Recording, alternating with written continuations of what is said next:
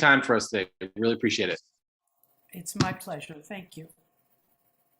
And Ed, I see we got a slow arriving crowd today, so maybe we should give it a few minutes, huh? I think so. That'd be great. I agree. See, the numbers are creeping up now, so that's good. Yeah. There's Rita. It's Andrea. Regulars. Okay.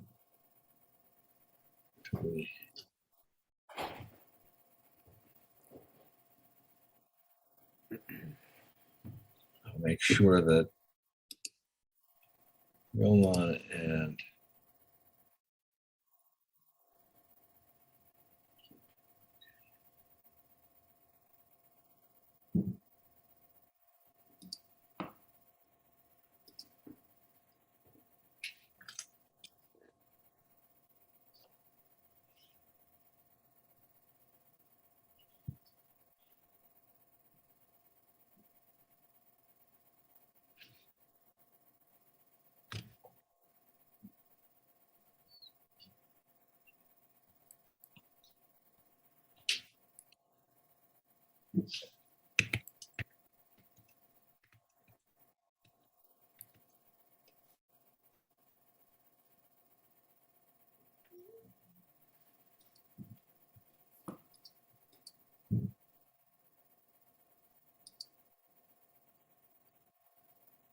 how are we doing?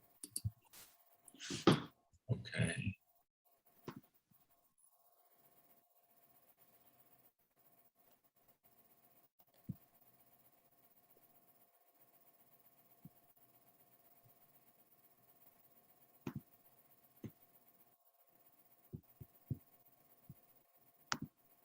Ready?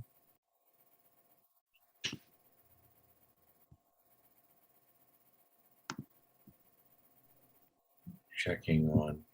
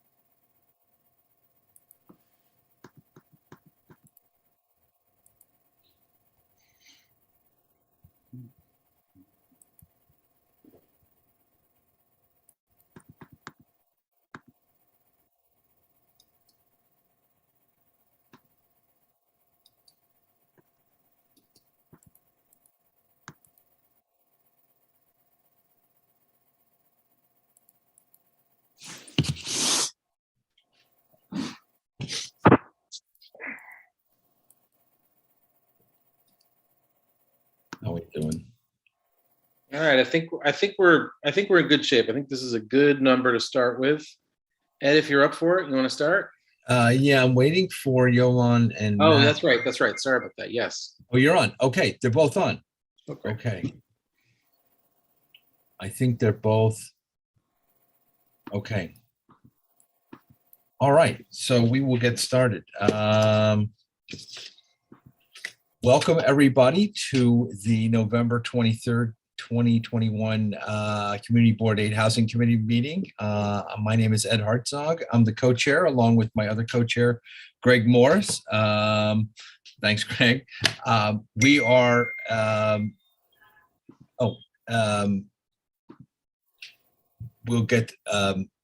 we are excited to have our panel this month, as we've talked about many times, in terms of trying to get things done and trying to find a little synergy outside of our community district and what's going on citywide. I know a lot of talk recently. We've been talking about the blood center and how the R8B impacts everybody outside of the Upper East Side, the 4 and 5B zoning. We are excited to have with us this evening what was billed as 4 attorneys, but correction on my part, I was incorrect. 3 attorneys and 1 professional troublemaker, along with some other very impressive credentials, joining us this evening as part of our panel. Sandy Rayburn, Yolanda Nicholson, and Matt Berman. Since I referred to Sandy, she is with us this evening. She hails from Fort Greene, Brooklyn. She is the president of Preserve Our Brooklyn Neighborhood. She is a board member of Preserve BAM's Historic District. She is one of the original members of Friends of Fort Greene Park, a 32-year resident of Fort Greene, Brooklyn, a professional troublemaker by her own admission, and I believe, Sandy, you said professional Nancy Drew. Okay. She is with us this evening. Joining us as well is Matt Berman. He is an attorney, a partner in the firm of Valley, Kane, and Vagnini. Matt, I hope I got that right. They are in Garden City. They do employment law, tenants' rights, and commercial litigation. They do a lot of class action, and I was reading through some of Matt's most recent cases involving 421A Tenants Association versus 125 Court Street, a lawsuit alleging landlord had circumvented rent stabilization laws while obtaining 421A benefits. Some of you may have received a recent clipping from just about a week or so ago, 2 weeks ago, in Politics New York regarding the third-party transfer program. Matt and a couple of his colleagues have filed a civil rights lawsuit in federal court alleging taking. I'll let him tell you more about it, but it involves a third-party transfer program where the city takes over distressed properties and then passes them on to a private, nonprofit developer. Anyway, Matt is a very distinguished, very highly acclaimed litigator. And joining him as well is Yolanda Nicholson, who is a community-based consumer protection attorney, but prior to that, she spent 20 years as a corporate finance attorney and counsel for leading Wall Street firms, including JP Morgan Chase, JP Morgan Securities. She was general counsel and executive vice president of the Bed-Stuy Restoration Corporation and served as chief counsel for Congressman Ed Towns in the 111th Congress. Ms. Nicholson is very well versed in the areas of foreclosure. She has recently presented a foreclosure prevention and defense, Home is Where the Heart Is, continuing legal education program. And she was the founder in 2012 of the New York State Foreclosure Defense Bar. I'd like to welcome all 3 of them as our panelists for this month's meeting. We're excited to have them. And just so you know, we're really going to be talking about just how to make an impact, how to engage the community. These folks have been out there doing it. And I think there are a lot of issues and things. Greg and I talked about it. I know we have as a committee. Happy to see some of our friends from the zoning committee here as well. But we've been constantly wrestling with how to make our voice louder and more effective. These folks are here to share their stories from what they've been doing in Brooklyn and what we can do and why our neighborhood and their neighborhoods should be listening to each other, and what happens there can be happening here. So Yolanda, I'll turn it over to you and Sandy and Matt. The floor is yours, and we'll let you take it away. And wave if you'd like us to stop or take questions, but I'm gonna stop talking. I'm gonna let you all impart some wisdom and leave it to you as to who would like to start. And I think we had Yolanda,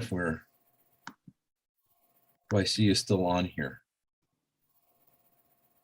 Sandy, it may just be you. Well, don't I see- mean, wait. Oh, wait.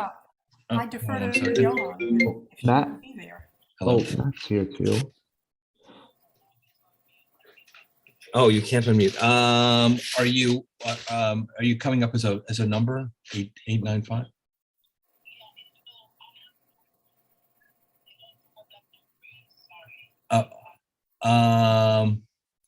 Zach, we're Is she going on the to, phone? if I just need to unmute, It's to unmute on the phone, it's *6. she's on an iPad, so maybe unmute the 895 number that you see. Okay, I see it. Okay, I asked to unmute. Okay. Okay, sorry. Here Okay, I there go. we go. You're good now. Okay, I great. apologize Hi, for that. everybody. Sorry. All right, great. Hi, Yolanda. How are you? Good evening. Well, I don't know where I think we could go home now after that introduction. I think you've overstated, and we just have to try to live up to that wonderful introduction. Thank you, Ed. Thanks for having us. When Ed asked me to think about doing this, I immediately wanted to have Matt join me. I'll tell you why, and Sandy. And I've been doing this work in now more than 10 years, switching from being a Wall Street attorney to working on Main Street.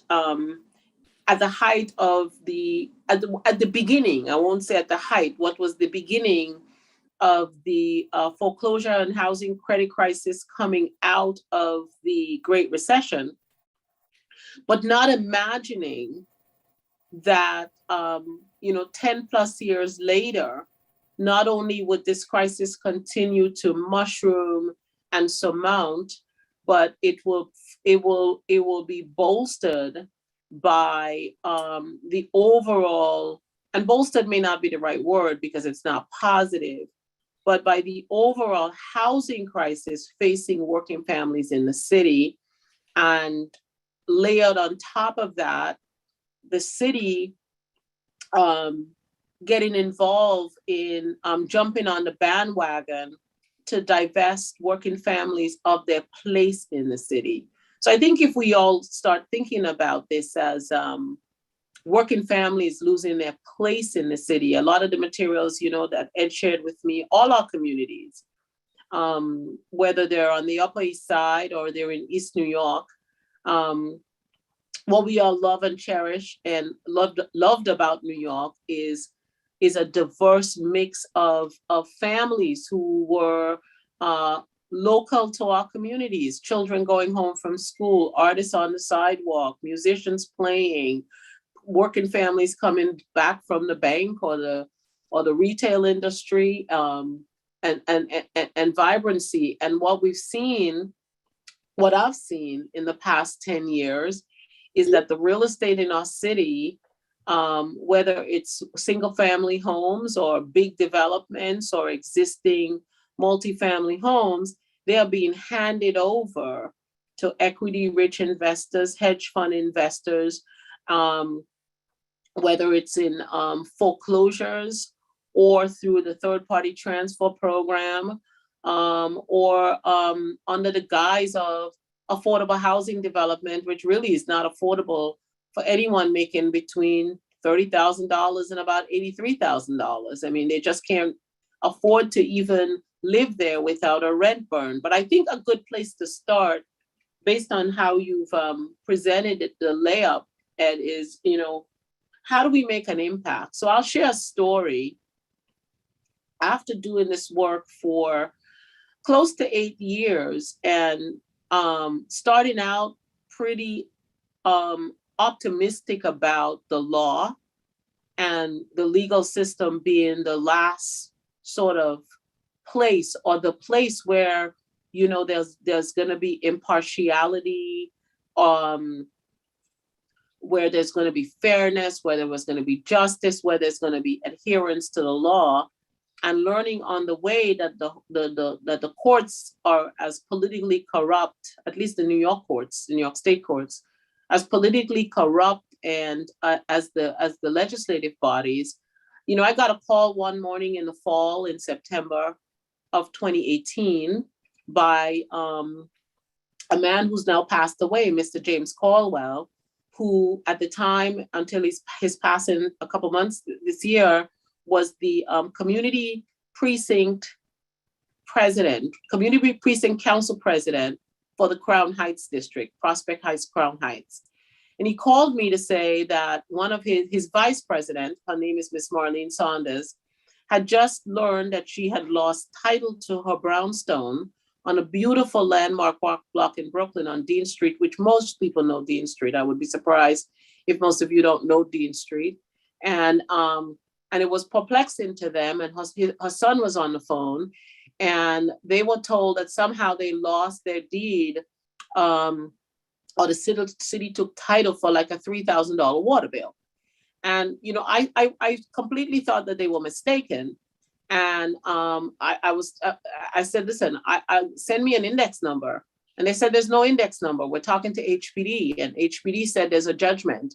And fast forward, by the time we started to dig into, I started the next week to look at the court records, I realized that HPD had used an archaic system to take homes in a non-judicial manner, which was unexpected to everyone. And I called Mr. Caldwell back and I said, well, the Kings County Supreme Court, when it comes to real property and foreclosures, is pretty much anti-Black homeowner, anti-brown homeowner, and generally anti-working family homeowner. A lot of my clients are Italian families, even, you know, Jewish families, immigrant families from Eastern Europe, from Asia,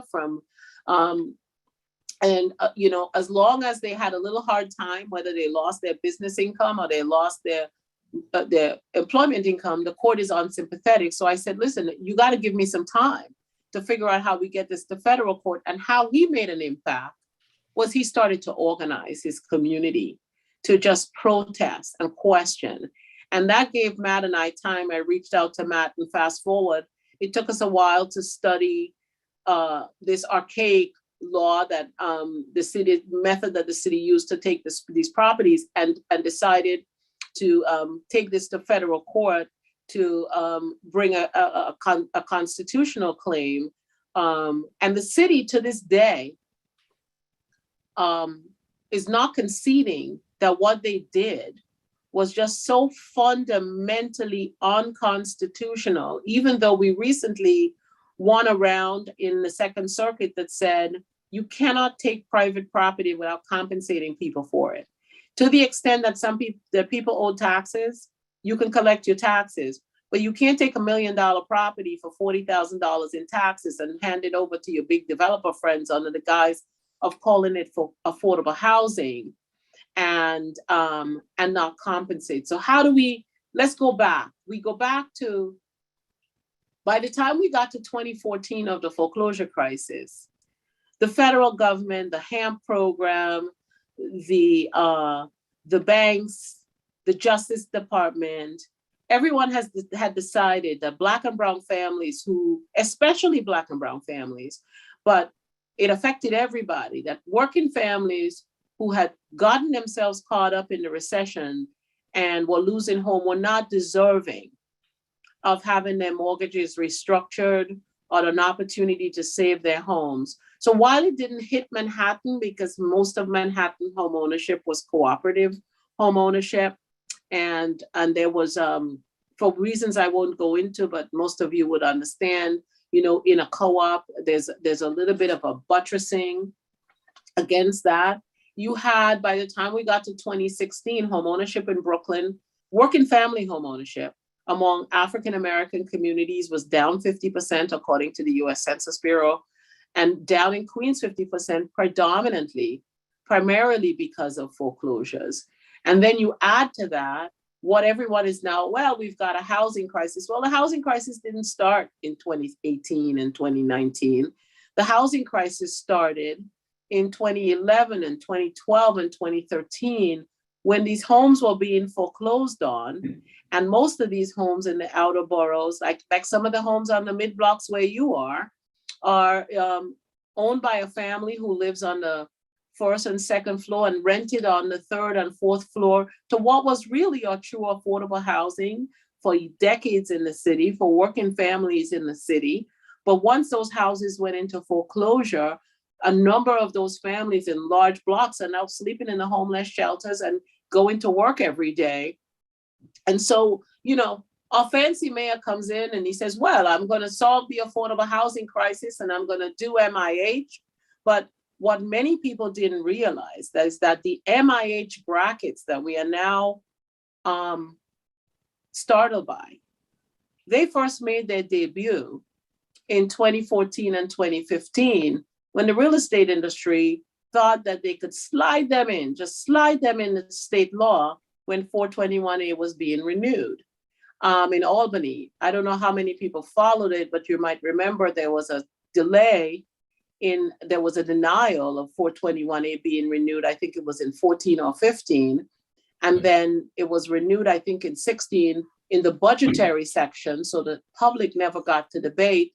But these income brackets didn't make themselves into state law. So instead, our fancy mayor and our city council's housing committee championed these brackets, but they were pretty revealing even then. These brackets, it doesn't take a rocket scientist to just look at them and know that by design, they exclude working families that are making somewhere between $35,000, $40,000 and $80,000 because they just can't afford it.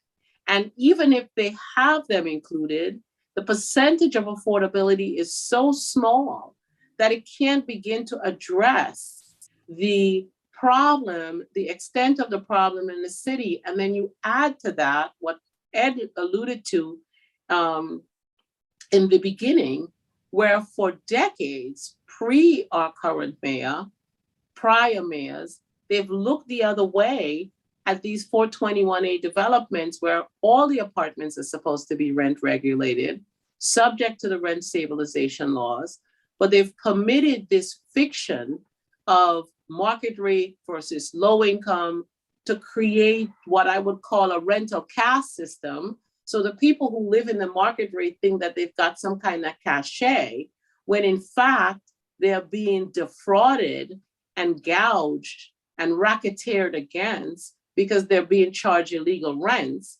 But because the only people who could afford these illegal rents are very wealthy, middle class, upper middle class people making over 150,000, they don't really feel the rent burn unless they were to lose their job. And I was one of these people. When I first went into 125 Court Street in 2005, I was working at a major Wall Street law firm. And when I was invited to look at the building for my family, my mother was aging with dementia and we needed to move her out of our home.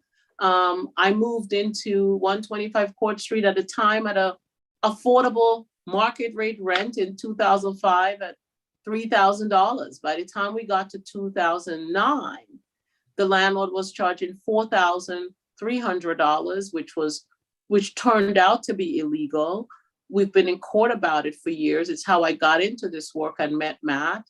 But no one at the city, not the mayor, not HPD, not the city council, and no one at the state, not the attorney general, and no one else wants to enforce the rent stabilization law that would have at least quelled the housing crisis. So on top of 421A buildings not providing adequate affordable housing, they're actually also spoiling the rental housing market for families, because wherever they end up, they'll come to a neighborhood near you. They will eventually turn your rental market into an artificially driven luxury market. And people, it's a manipulated market. It's not an organic market. And then we end up with young artists, young writers, young actors, even maybe young bankers, young creative people. What was the heart of New York City can't afford to live here. So that's sort of a broad brush. So the work that we do, the work that I do, I've really now evolved into championing that housing is a civil right. And we have got to continue to move these cases to federal court, to try to even have the civil rights organization look at this and see that, the upper echelons, none of us are comfortable. I'm not an upper echelon, but I'm just saying, even if you talk to people who've, like in Williamsburg or in Fort Greene, where their neighborhoods have now been diluted of Black and brown people or working families, Sandy could talk about that. It's not the neighborhood you want to live in. It's not vibrant. It's not what New York City was about. So I came here as an immigrant at 15, and we're all turning into a homogenized, wealthy hipster neighborhood. And with that, I'll turn it over to Matt and Sandy to add whatever they would like, or correct me if they'd like.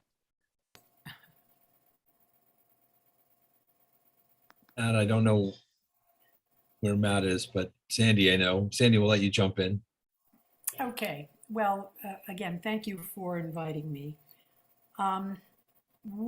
This is like a post-mortem today of all days, because of course you had the Blood Center voted in, contravening member deference. Kalos said no. And all of a sudden these holier-than-thous voted, sure, we want it there. And then, of course, the post-mortem on Gowanus, Brad Lander, biggest hypocrite you ever met, now new comptroller, threw out the baby with the bathwater, and the bathwater is tainted. It's toxic there. It's so much of a farce, and we are in the midst of a rezoning crisis.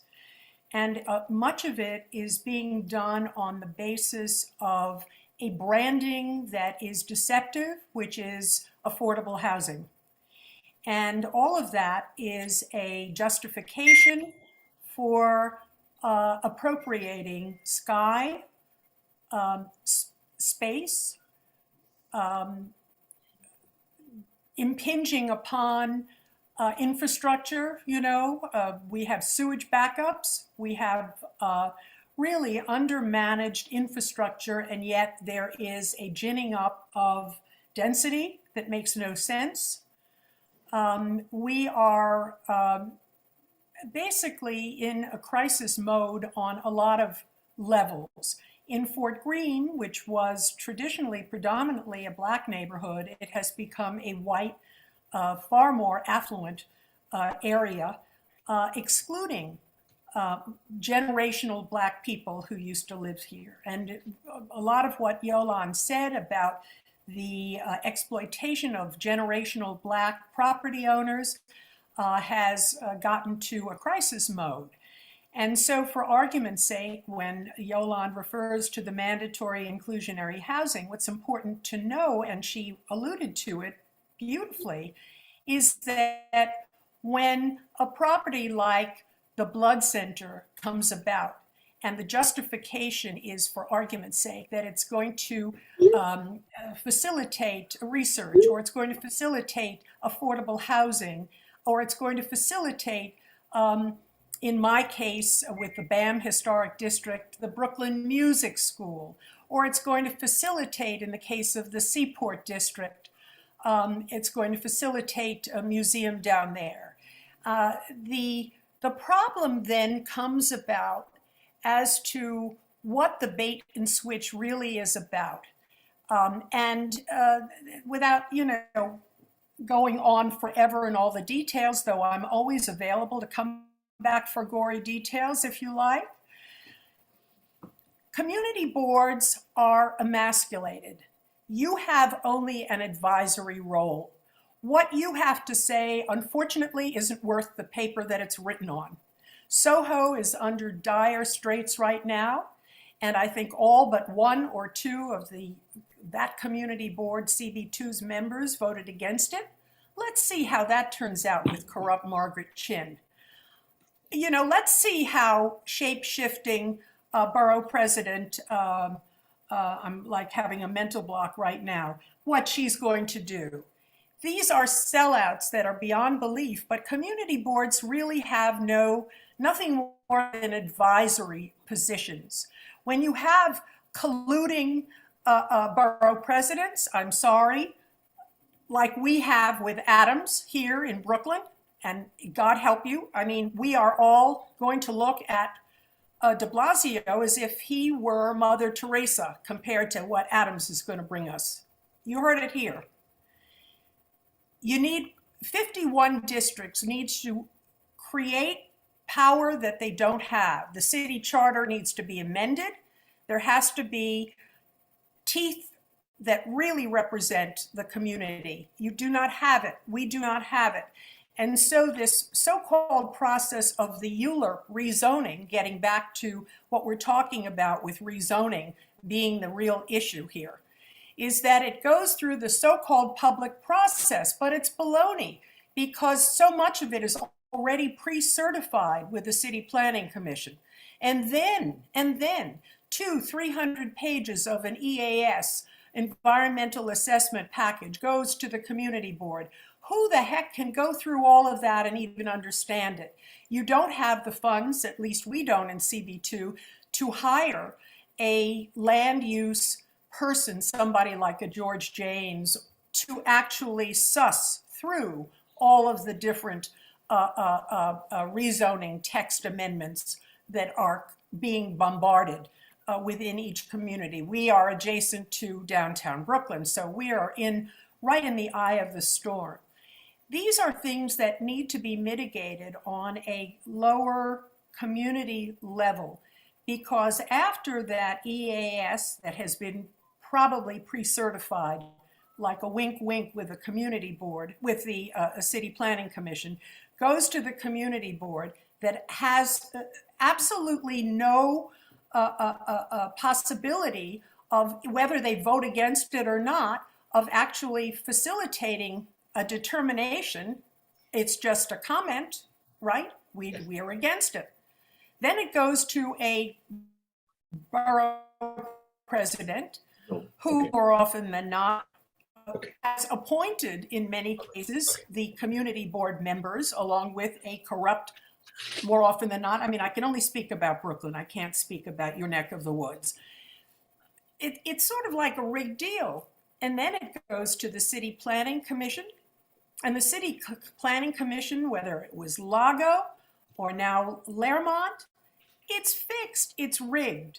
And in the case of the Seaport, in the case of the BAM Historic District, where we went through the Landmarks Preservation Commission allegedly protecting our historic places and buildings, there are conflicts of interest. They are appointed by a mayor that has a predetermined outcome.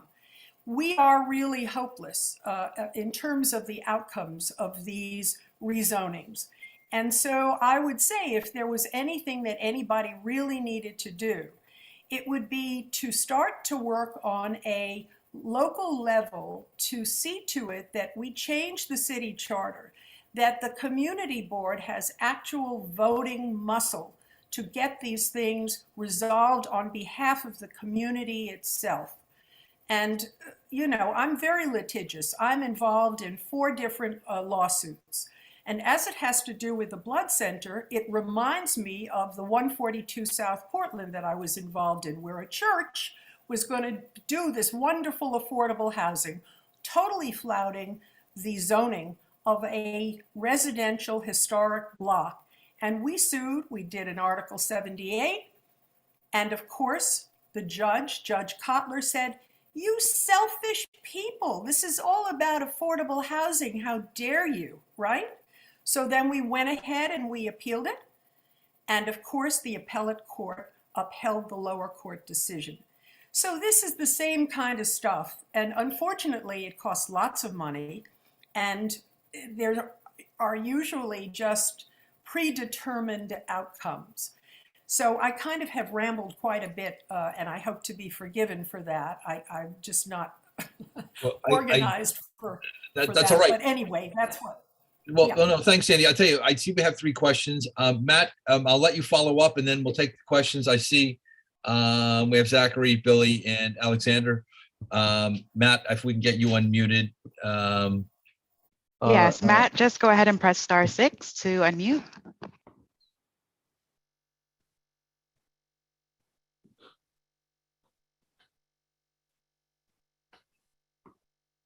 Just *6. *6 if you're on the phone, Yeah. Matt.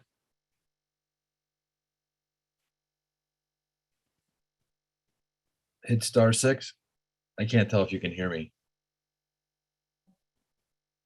Well, I tell you what, while Matt is doing the unmuting, I'll tell you what, we'll go to Zachary if you have a question, and then Matt, I'll keep an eye on whether Matt is unmuted and we'll let him jump in. But Zachary, you had a question? Yeah, first off, it's nice to meet everyone on the housing committee. I moved here in June and really have come to love the neighborhood and the overall community. But let's talk about that for a minute. The only reason why I was able to move here was because pandemic rents were so low. When I looked at housing for the past 8 months on Street Easy, pre-pandemic housing was at $1,900 to $2,000 to $2,100 a month, and then because of the pandemic it went down. But I spent 8 months looking for a place to live, largely not because of the rent, but because most of the apartments were walk-ups. There were either walk-ups, which made it inaccessible for me because I have a physical disability, or I didn't meet the income requirement, meaning that I didn't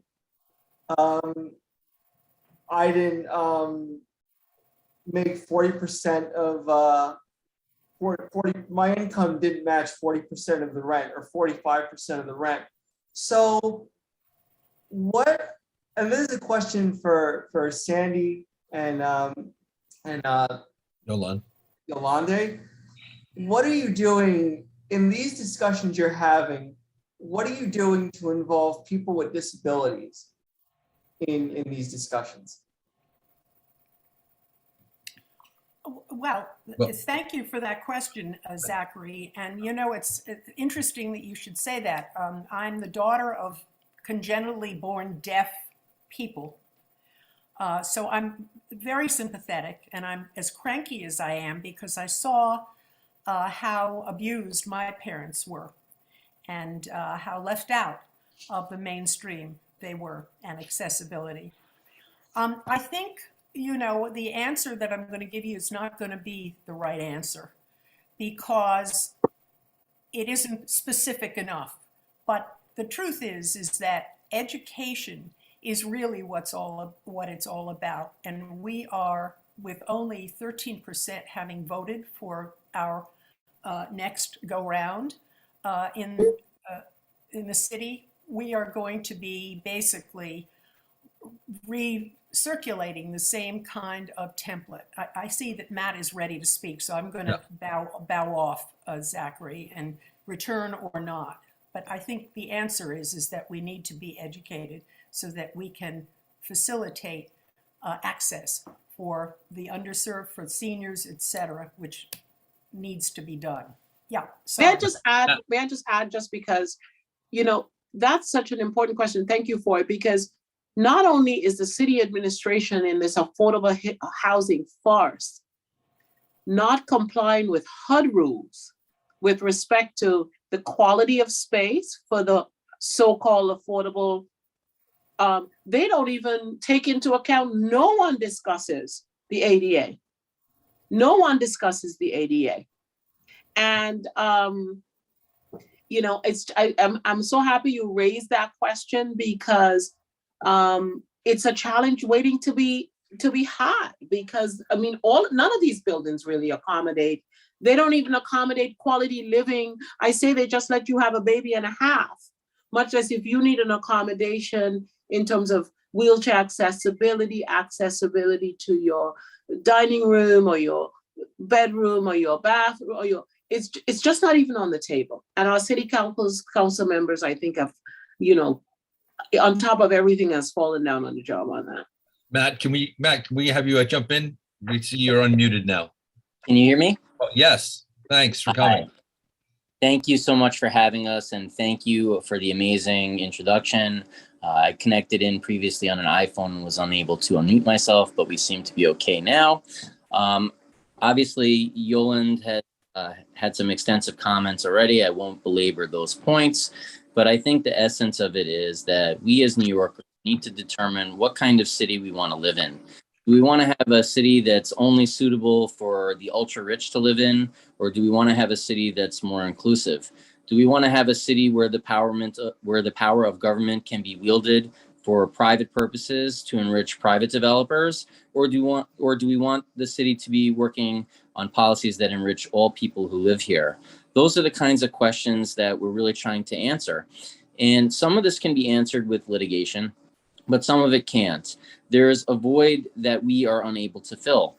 And that's because, as a practical matter, as attorneys, we're only really able to step in where it's economically feasible for us to do so, where we're creating some kind of value for the people we're advocating for.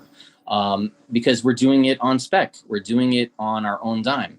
As contingency fee lawyers, we can only step into cases where we can see a wrong that we can right, and where there's an economic outcome that's beneficial for the clients that we can participate in.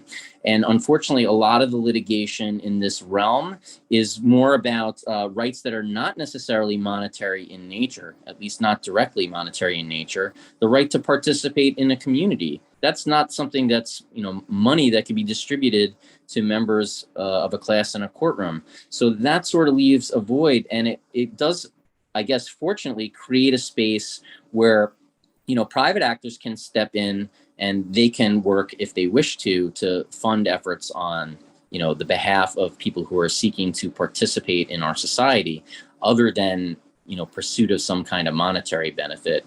And what you're seeing across the city is, the city's being compartmentalized.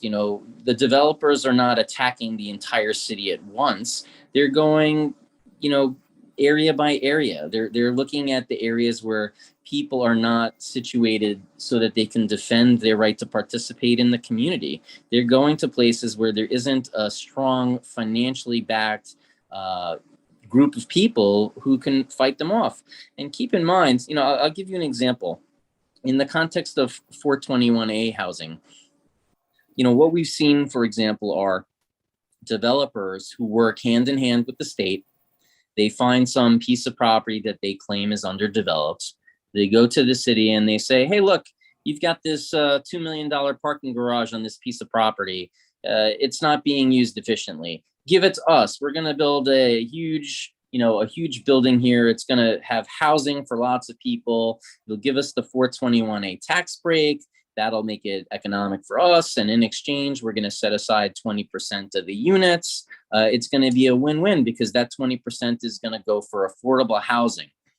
Now, what's happening in reality is they are taking the city's property. They're getting it for basically free.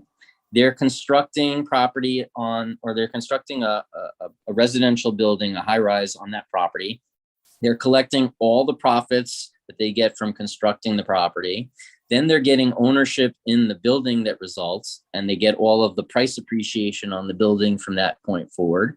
They put in place a management entity, so then they collect management fees for collecting all the rents in the building. Then they own all the elevator company installations in the building. They own all the laundry in the building. They own all the parking spaces in the building. They squeeze every dime out of this building possible. And you might think, oh, well, that's fine, because at least, the people in the community are getting affordable housing out of it. But guess what? That doesn't even happen either, because then they flout the rules and they charge market rates for these properties. Nobody is enforcing these programs. It's actually set up so that it really can't be enforced, because the responsibility is split up between 3 different city and state agencies that don't talk to each other. They don't compare notes, and nobody wants them to. So really what we end up with is essentially what I call a rentier society, where you've got a class of crony capitalists. They're not real capitalists, because they don't put their own capital at risk. They put the government's capital at risk. And so it's heads I win, tails you lose. And they get all the upside, and all of the downside gets imposed on the people living in the community, who get displaced, or they actually get put into what should be rent stabilized units, but they effectively end up getting charged market rates. So, and they start in one area and they move to another area, and you see different aspects of it manifesting in different communities. But the gist of it is the same. You have these people who are manipulating the hand of government to achieve their own financial interests at the expense of the community. And I'll leave it at that for now, unless there are questions. I think there are. Billy, I think we see Billy Freeland had his hand up. Hi, everybody. I apologize because I'm going to have to leave shortly, but I had heard, I believe it may have been Sandy talking about empowering communities to come up with community plans, and forgive me if I misheard, but I guess my question was going to be kind of twofold. One is there a form of, I know comprehensive planning was much debated, but is there a form of more comprehensive planning that you think could empower communities to propose our own rezonings to achieve affordable housing? That's question one. And then the second question is, how should a neighborhood look like ours look at the fact that since 2010 we've built 2,000 units of housing, but we've actually come out net basically losing housing due to apartment combinations and things like that. How do we do our part to actually create the real type of the housing that we really need? Those are my questions. Thank you. Well, those are very, very good questions. And, it's interesting. There was a recent article, there have been a couple of recent articles about the Blood Center. Jania and others have written about it. And, this has been a NIMBY versus YIMBY kind of baloney. But there was a comment to one of the stories that I thought was really very telling, because of course everybody kind of scoffs. Upper East Side, they've got plenty of money. It's a NIMBY kind of thing. Well, of course it isn't. It's ridiculous. It's lazy thinking. And this Christine LeBeau, I'm reading from her little comment to the Times. I'm a non-rich person that lives in one of the 5-story walk-up buildings in the neighborhood. I have lived in the neighborhood for almost 30 years. If they are able to change the zoning laws to build a tower mid-block, that's going to be the end of all the low walk-up non-luxury buildings that house the remaining middle-class New York City workforce. We can all see this end game. If they need a bigger building, they should sell what they've got and buy one of the numerous high-rise buildings that are currently emptied of office workers and commercial tenants.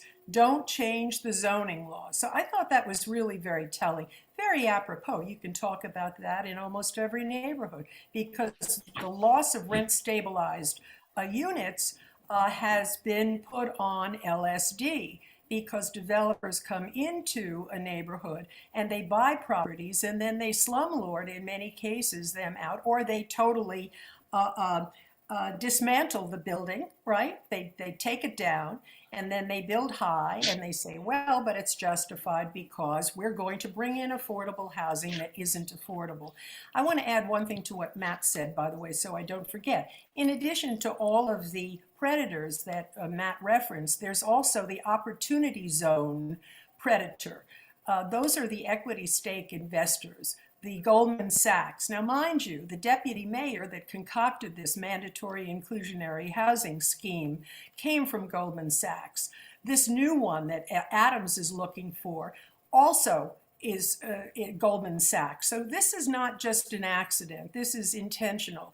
And I don't know the answer, frankly, Billy, that will give you, if I were that smart boy, I'd be on my yacht somewhere, but I think what's really important is that we can litigate all we want. We need to change the laws. We need to demand that community boards have muscle. And that has to do with a city charter. And smarter people than I need to coordinate. And I think that's the other thing Matt was referencing. There's a kind of divide and conquer. The deal in a predominantly white community like yours, and I'm assuming that's correct, while everybody was being screwed, people of color in Inwood, Hispanics, Dominicans there, and in Crown Heights, In Williamsburg. And Williamsburg. While all of this was continuing to go on, it wasn't that white people didn't care. It's that we all worry about our own backyard, and that's what these developers and these crooked politicians count on: divide and conquer. And the answer to me, as Pollyanna-ish as I know it is, even as I say it, is that we really have to collaborate in solidarity. We have to join forces. The mechanism for that has yet to be found, but we need to find it, because we are being taken over in this monstrous way, culturally, economically, spiritually, and it really needs to stop. Our historic places are being leveled, and it's not a NIMBY thing. We love New York City. People come to New York City as tourists and so forth, because we are unique, because we're culturally diverse. And you know something? By the time these developers and these colluding pals get done with it, there will be no one to peel the grapes of these people who have these fancy pants apartments. Who can live here anymore? Nobody can. It's impossible. I Yeah, wanted sorry. to add, no, don't apologize, because I think it's such an appropriate question. What can we do? You know, Sandy and I met. She tapped me at the TPT hearing, and you know, we have our debates about this, and she pulled me into the zoning discussion. And I hear everybody tells me the community board is just advisory. And I haven't looked at it, and we should. We should immediately look at it to see whether that's just has been the practice or the intent. Because every time, even with MIH, most community boards, I think, in the city said no. You have a situation going on now in Williamsburg where the community board voted yes with a laundry list of conditions that are being disregarded. I listened to the Gowanus hearing. A lot of concerns about promises not made and commitments not followed through on, yet it made it to the floor of the city council. Look at what happened with your blood center, member deference. So I think the first thing to answer your question is that community boards, committees like your own, have to go into this next phase, because we now know it's no longer a question whether MIH does not address affordable housing, but more importantly, it destroys neighborhoods. It destroys communities. And one of the things that the way it does it that you haven't seen yet is phase 2. What's happening out in Flatbush, in East New York, is something that's allowed on a MIH called spot zoning. So somebody could buy a brownstone in the middle of your beautiful block where, you know, it's not because you've got a fancy black brownstone block. It's a block where people know each other, and kids and families, and they could decide to go up 10 stories, put a bunch of, 5 more stories on top. And because it's less than 10, they get the additional spot zoning. And then they start charging these sort of high-end rents and just bust up your rental community. So, we used to have a saying, I'm an immigrant from the Caribbean, and I've learned a lot of the African-American sayings over time here, and I hope I say it right. When one community gets a cough, we get pneumonia. But I think it's the opposite. I think the communities like your own now are beginning to understand the pneumonia and need to join forces with the communities that have already experienced it and learn from it. And don't be ashamed to say, we're sorry, we're going to jump on the bandwagon to stop it, because it's no longer a question that it doesn't create affordable housing. It destroys the fabric of a vibrant, culturally diverse community. And as Matt said, really, the developer is using government property, government subsidies, getting the tax break. Matt, you forgot to talk about the 15 to 25-year tax break that they're getting. And the city law prohibits profiteering. And it's the funniest thing to me, because these developments are just the vessel of profiteering, with everybody, especially HPD, saying, we don't regulate the developers. And the AG says, we can't elevate the the developers and what's DHCR saying? We don't have money to so they've got a free for all, and somebody's got to step in, and maybe you should start with community boards like your own or committees like your own. Billy, I know you had a quick question. I know we have 4 queued up, so it's a fast one.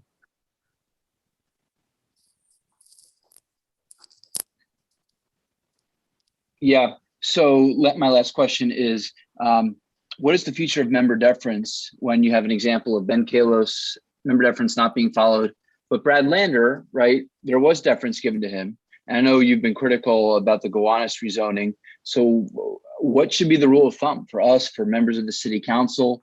If you're following member deference, you need to follow what Brad Lander is saying. What should be the right way to kind of square those two seeming, points of tension?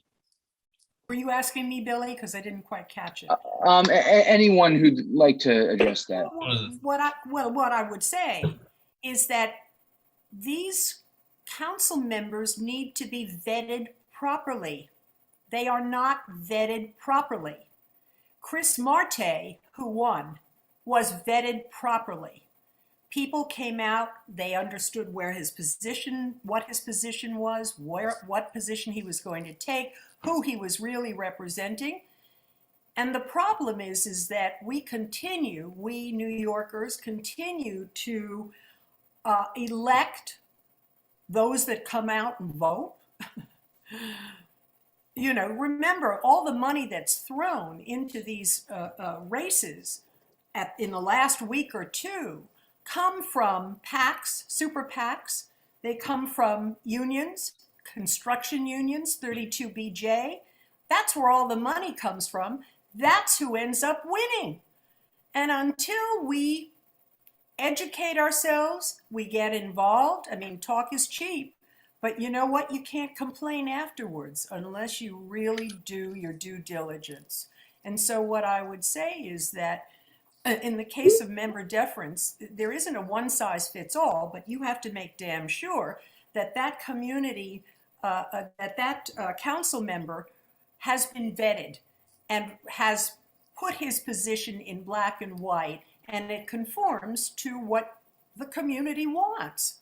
Otherwise, it's a game where it's, accommodations, modifications. Well, I'll do this, Gail Brewer says, if that is done. This is like a bait and switch stuff, and this continues ad nauseum. So vet your candidates. All right, we'll take it from there. Thanks, Sandy. I'm going to move along to Alexander. Yes, Alexander. Okay, welcome. Hi. You have a question. Yeah, so I first like to introduce myself. I'll try not to take too much time, but I'm Alex. I'm an economist. I have recently moved from Washington, D.C. to New York. I got my PhD at Georgetown, and I specialized in labor and urban as well. So I'm going to offer a little bit of a different perspective, and I would just like to say that my comments come from the most sincere, well-meaning position. I want a diverse, affordable community. The means that I believe can achieve that are probably different than what some people suspect here. So the first thing that we have to recognize is the economic conditions that have created unaffordable housing, and that is exclusionary zoning. Economists from the Brookings Institute, NYU, all around recognize that our inability to develop new properties have made housing unaffordable in New York and San Francisco. The evidence is pretty much irrefutable. There are a few things that all economists will agree on, but exclusionary zoning is one of those. We've heard comments from Sandy about how this is not a NIMBY versus YIMBY debate. That's probably true because there are very few YIMBYs willing to come to one of these events. The fact is that developers seize on these opportunities to profiteer, and those conditions wouldn't exist in the absence of exclusionary zoning. So I don't blame them, and they're definitely crony capitalists. I agree with what Matt says. They're using extrajudicial means to go about creating these profits. But those conditions wouldn't exist if we were more open to building. And that's something that, as an economist, I have a hard time accepting that this evidence isn't being taken seriously here. And I'd just like to know how you guys believe that your position comports with the empirical and theoretical evidence that we have that says exclusionary zoning, the inability to develop new properties, has really impoverished us. And to Zach's earlier question about what do we do about the physically disabled or elderly, my answer is we need to build more, and we need more buildings with elevators to accommodate your needs. So may I engage in you for a second about that question? Because I think it's such an important discussion. You know, even to the prior question, I think we need to go back to the drawing board. I don't think I'm not speaking for Matt or Sandy. The question is not whether or not we build. The question is what we build and who builds. So I think one of the points Matt made was quite important, that here you have, you know, most times it's a government property or government subsidized property. The developer is not making their own investment. You know, when I did corporate finance work, I did securitization. And even the most riskiest investment to get rated, you made sure that the equity stakeholder had a deep pocket in there so that they would minimize their risk. Here with these developments, it's a sliver of their own money that go in under the guise of creating a public good, which is the affordable housing additional sliver. And in return, what they build in massive amounts above the affordability are not only unaffordable for the people in the homeless shelter, it's unaffordable for when I say the working families, the moderate income, the young person like yourself coming from Washington who may not be making 200 or 250 or could depend on the bonus. The sort of bread and butter person who wants to start a young family, who's making 80 together with, you know, a partner or a roommate. And so I think that what we're talking about and and who knows what the answer is, we have to defer to people like yourselves. But I think this city needs to revisit, because one of the empirical data out of San Francisco, I read this about 3 years ago. The young age children, the population of children under 12 was down to like 10% or some really small number. Is that the community we want to live in? So I think it's not just that these are opposition to building.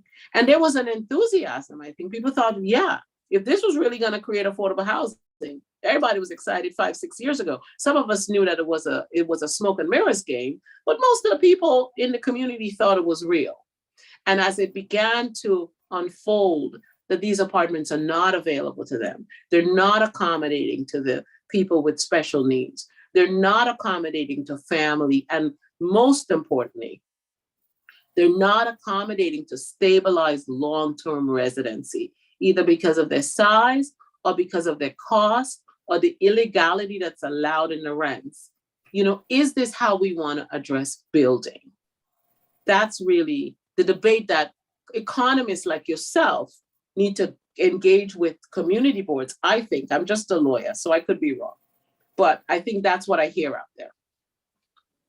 I'm happy to respond, but there's definitely a dynamic nature to housing prices. Certainly developers are going to target more lucrative properties at first, but those rents slide down from that point. So a piece of property that may have been considered luxury 20, 30 years ago is now affordable to someone who makes well below the median income in New York City.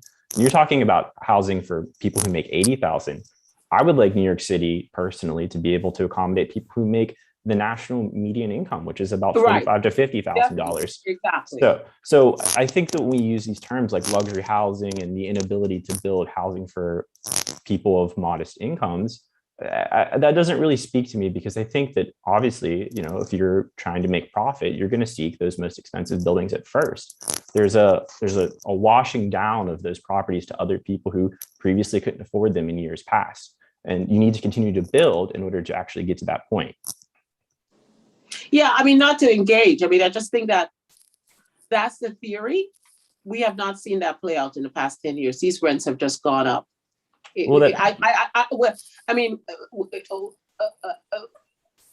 that's a theory, but that theory, just as how the affordable housing was a theory. But I mean, we could get on to, we could engage that Yeah. offline. We'd love to chat with you some more. Yeah, You're but I mean, that excited only to hear happens in about the it. absence of exclusionary zoning, which we've seen, and exclusionary zoning has been something that has ramped up since the 1970s. So in terms of the empirics, you're not going to see that because the world without exclusionary zoning doesn't exist anywhere. Well, Well, let me just. if I Houston may- aside. If I may just say one thing apropos of this. There are as many, Alexander, economists and brilliant urban planners who have said just the opposite, that trickle down supply and demand housing has done in many cases more harm than good under the guise of opening up more available housing for lower income. So, you know, go to Sam Stein. There are a whole load of people who are as savvy with their position that totally contravenes your own. Are you part of Open New York? Well, By the I'm- way? Why don't we do this? You know what? Maybe we bring Sam back and Alex back. We'll have a discussion more in depth on that, and we could have a little more discussion about like the AMI and where that kicks in terms of some of these percentages. I think we're getting at as well when we're talking about, you know, these large spectrums between like 130, 140% AMI and 50% or 60%, and maybe have a longer discussion about that. Not to cut it off, but I see we have a few questions still queued up, so I'd like to kind of move on to the next question, not to jump in and interrupt, because this is a good discussion we're having so far. Sorry about that. Yeah, hi, this is Greg, everybody, and I just want to express my appreciation for the different points of view that have been expressed. And I think, you know, we get to a place where we sort of hear different sides of things, and that's okay. And when we do that in the way that we do it in this committee, which is always respectful and thoughtful, which is exactly what's happening here, I think that's a good sign. I think that's good for our learning purposes. And for the sake of time, we just want to make sure other folks get the opportunity to speak. So on that note, I see Rita Popper's hand up. So why don't we turn the floor over to Rita? I'd like to yield my time to Elaine Walsh first, because she is the zoning guru, and I'd like to jump in after Elaine, if that's okay with everyone. I think that's an acceptable pass. Go ahead, Elaine. Yeah. Thank you, Rita. I don't agree with what you said. I think I'm a little overwhelmed today, and listening to the different points that are coming out here, I'm going to say a few things that might make some people uncomfortable, but I think they have to be said. But first, I want to say I grew up in Yorkville, born and raised, third generation. Grew up in a tenement. Do you know, Zach, that tenement, when my parents lived there, maybe it was $200? You can now live in a tenement walk-up with no amenities for $3,000-$4,000. Or you could buy the co-op if it goes co-op for a couple of $100,000. So there's, from what you're saying, that's not a real point. What I want to talk to, and I think is most important, is the zoning issues. And zoning was put in place, and city planning in 1985 supported R8B. It's to preserve the contextual living environment that we're in. And R8B in our neighborhood, the East Side,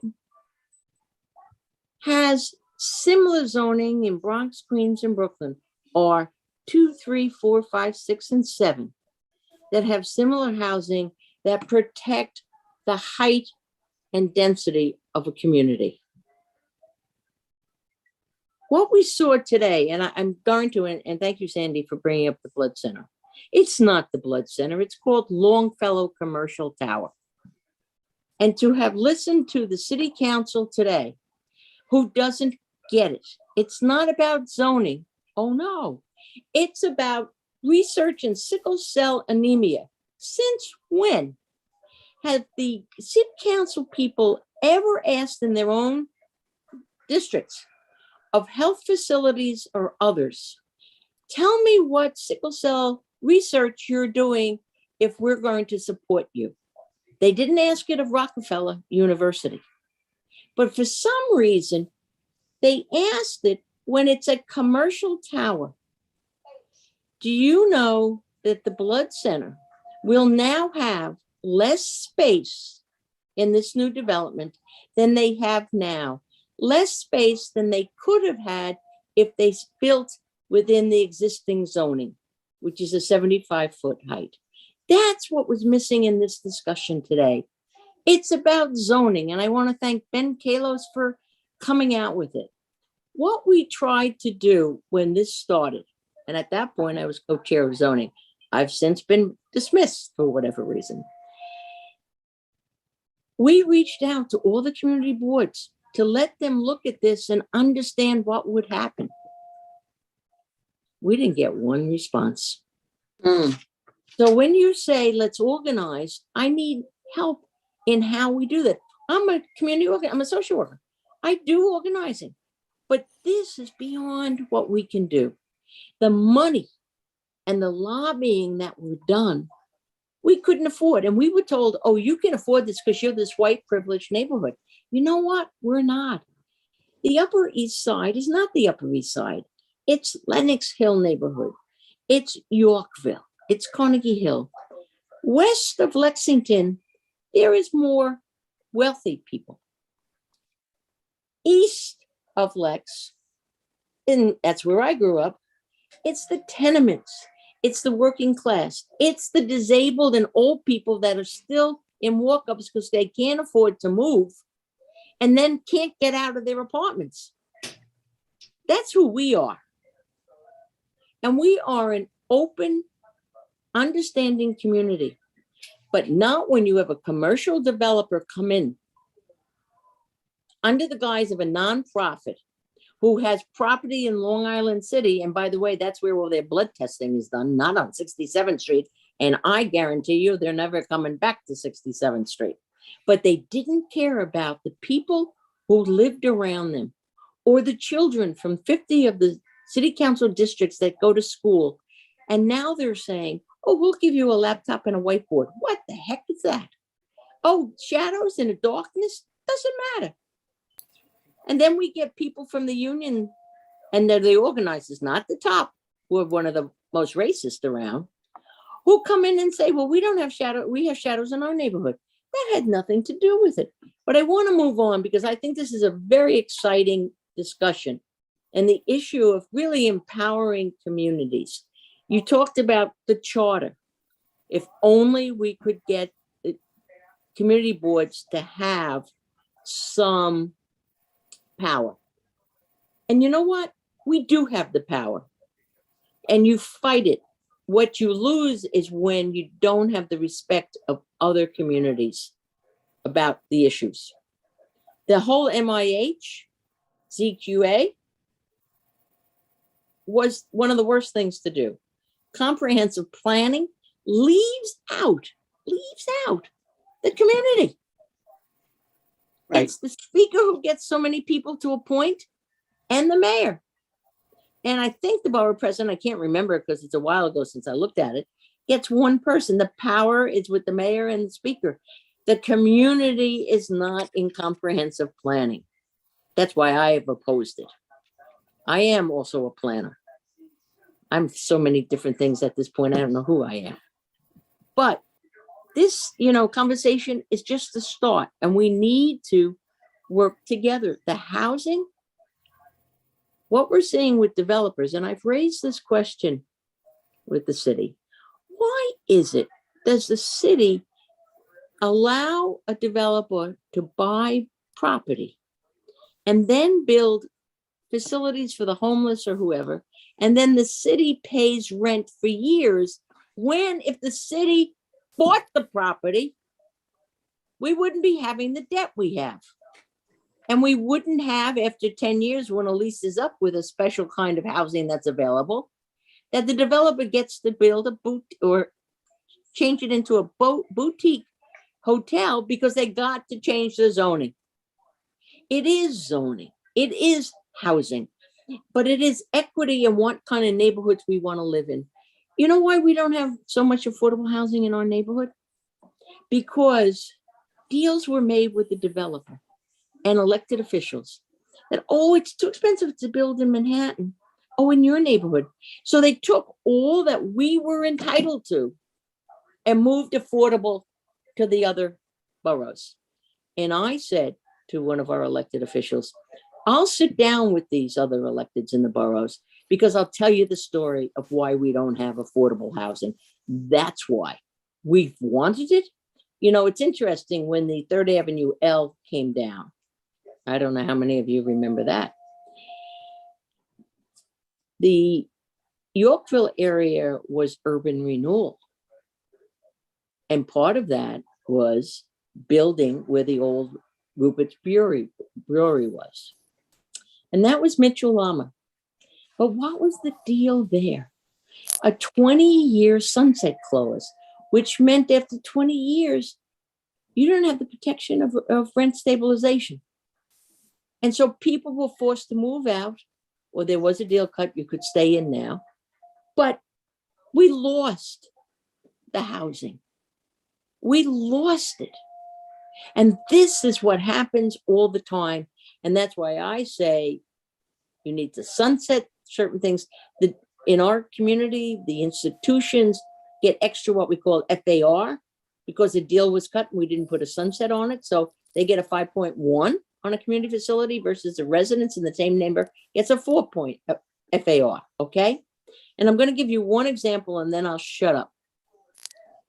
You talk about 421A. Well, in our neighborhood, we have a bit of it. It's a disgrace because it's not there. The building 200 East 79th Street, corner 3rd Avenue. Okay, I grew up on 86 and 2nd and 3rd, not so far away, but I live on 79. I asked the developer, could you tell me where the affordable is at a meeting? Because they were coming in for more exemptions. And he went, right. He's going, maybe Roosevelt Island. Then he says, I loved it, Westchester. And everybody went crazy. I knew he meant Westchester Avenue in the Bronx. No, the law was inside that building. And I raised it with HPD. And until this day, there is not one affordable unit in that building that charges millions of dollars to buy. So I agree with our guests tonight. I think we do have to organize. You've now heard my frustration. I could go on, but it's corruptness. It's corruptness when other city council people don't want to learn about a different neighborhood and are biased and believe they know what's going on. Member deference is important because that member, if they take the time to learn the issue, can represent us in the city council because the community board cannot do it. And I think today's vote was a disgrace and there was definitely corruption in there because I met with, and many others did, a majority of those city council people who were on our side until they met. When you have high-powered lobbyists, high-powered commercial dealers who are fronted by a so-called nonprofit who refuses to use their own money to build, we have an uphill battle. And God help us all. Thank you. Any response? I'll take. Yeah. So I Sandy, think, you I were think smart. let me just say one quick thing, and then obviously I think our speakers should have the ability to weigh in and respond. And I appreciate the passion. I just want to note too, just when we do this together, let's make sure that we're always in a place where everyone's point of view is valid. And so when we understand that we may disagree, but we might not see things the same way, but I just want to sort of make sure that we're always in that mindset. So Elaine, I really appreciate your comments and your passion. I want to let our speakers have the Thank you, opportunity. Greg, but I do think that I was representing a piece that hadn't been. Understood. No, I appreciate. Thank you. No, thank you for that. You're welcome. Please, I'd like to just chime frame in. it. Go ahead. I'd like to Yeah. chime in. Thank you, Elaine. So nice to meet you because as I indicated, I'm just learning zoning. I'm in elementary school when it comes to zoning. Although people like Sandy and other friends of mine have said all along, as I started doing housing work, that it's all about zoning. And there were so many little points you touched on, and I just wanted to just make sure we put a pin in it for the next conversation that it brought to mind. I'm working right now on looking at the Nehemiah development in East New York, which was developed over 25 years ago as an African-American community with an R6 zoning. Mm-hmm. And one of the things you touched on that brings me chills because everybody forgets. Zoning is about the context that we intended to preserve. And before you give it up, there needs to be a full-fledged town hall. 1, 2. What is zoning? What is the zoning? It's a public good. It's a public good.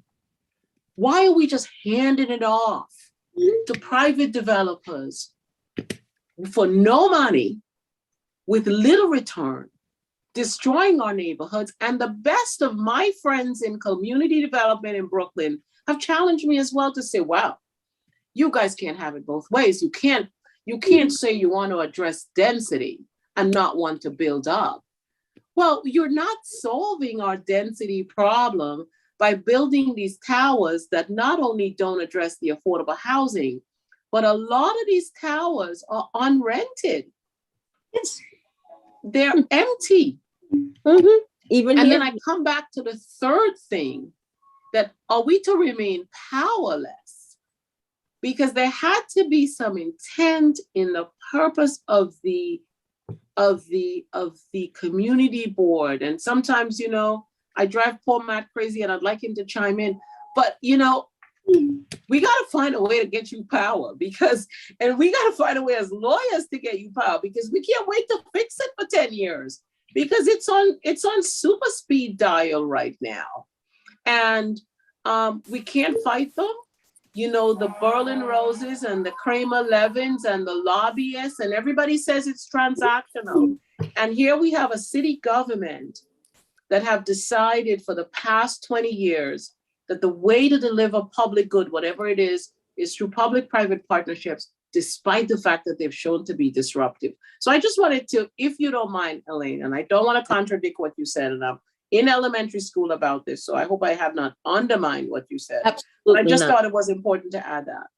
Yes, and let me just say on the charter, it's who gets appointed by whom to be on that panel to review the charter. And I know our board wanted to put in some pieces on zoning process, and they couldn't get it passed because they didn't have the power. They weren't in control of who was appointed. Again, it's the mayor and I don't know who else does it, but that's where we're missing, because you've got everybody outside making the decisions and we can't get inside, no matter who we are or what our neighborhood is.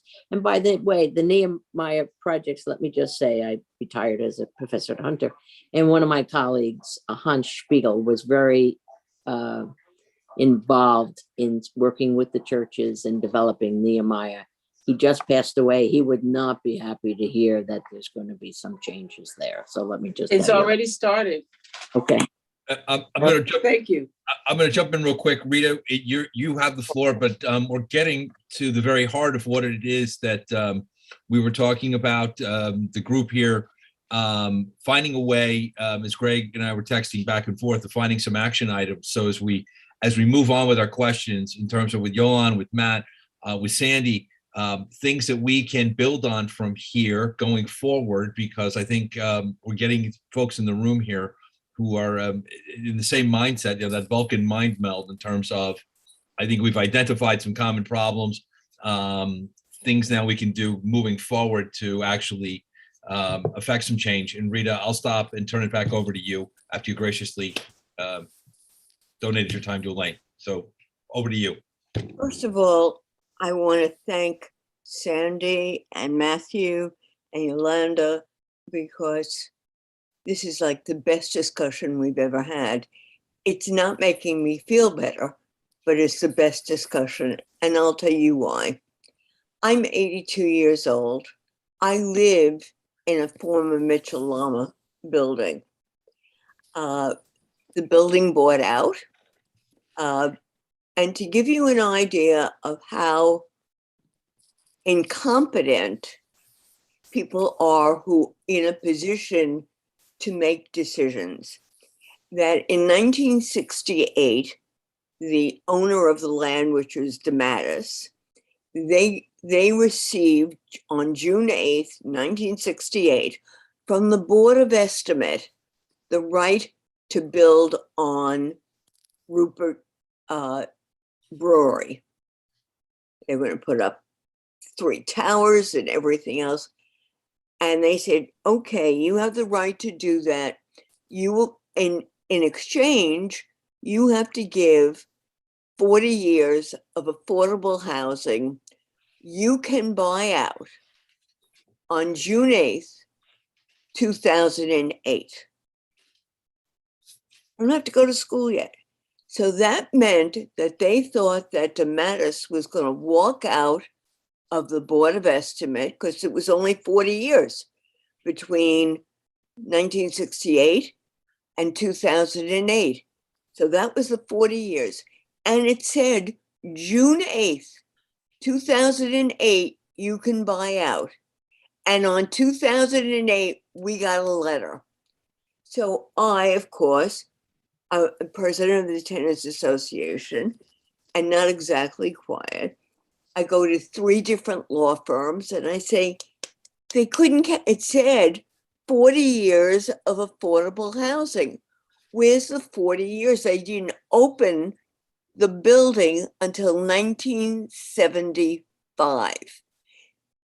September 1975. So we were only open, what, 32 years or 33 years? We lost all of that time. If I could wave a magic wand, I would say, let's do everything that you just said. But because I'm 82 and I'm in nursery school for zoning, and I rely on my friend there, Elaine. There is no way that we can deal with the people that we have to deal with now. It's just spitting downwind and having it come back on your face. They're not capable. They're not even smart enough. They are not smart. I mean, take a look, to give you an idea, look at our elected officials in Washington who think that January 6th was a peace march. And these are people that we're paying. So what I would like to see is if we could corral all our energy. Mitchell-Lama was the most successful affordable housing ever. Why can't we repeat it? Why isn't there Mitchell-Lama 2?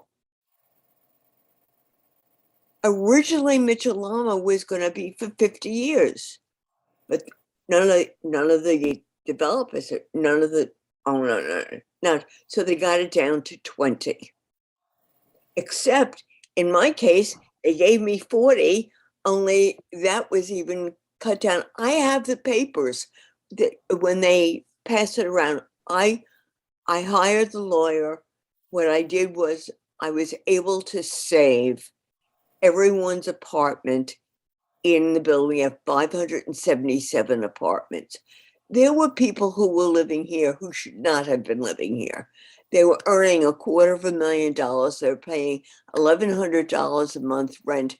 And because they just didn't file with HPD, they just paid a surcharge, So they're living in 3 bedrooms, 1.5 baths for $1,100 on the Upper East Side. Nobody wanted to go above 86th Street. Nobody. Now, everybody wants to go above 86th Street because they're running out of land.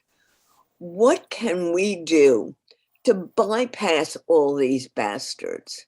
And I say that honestly. What City Council did today was unbelievable, was a testament to how stupid they are. And it was whether they liked Ben or they didn't like Ben, or who's running for speaker now, because 2/3 of the city council is going to be out.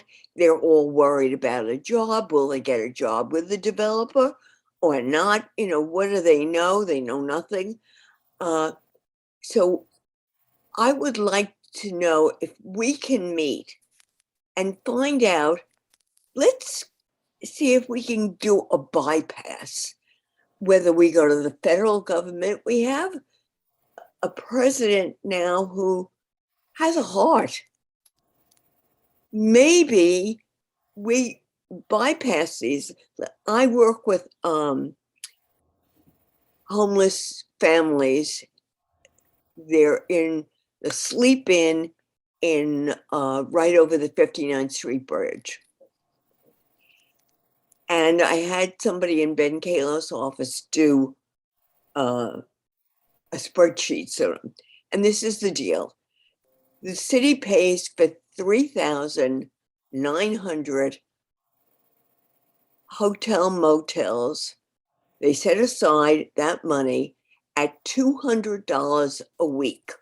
Doesn't matter if you put 2 people in, doesn't matter if you put 4 people in, or in the case that I saw, 5 people in. 5 people in 2 king size bed or queen size bed. That's what they got. So you also, I had the arithmetic, I'm sorry, I don't have it. So that money is put aside. And what my question is, what do they do with the money that they don't use? If they don't use all 3,900 apartments, this has economic, has education. I have countless articles on what happens to children who live in shelters. They don't go to school. Their school is so far away. They're disenfranchised. And none of what any of us are saying tonight is a pretty picture.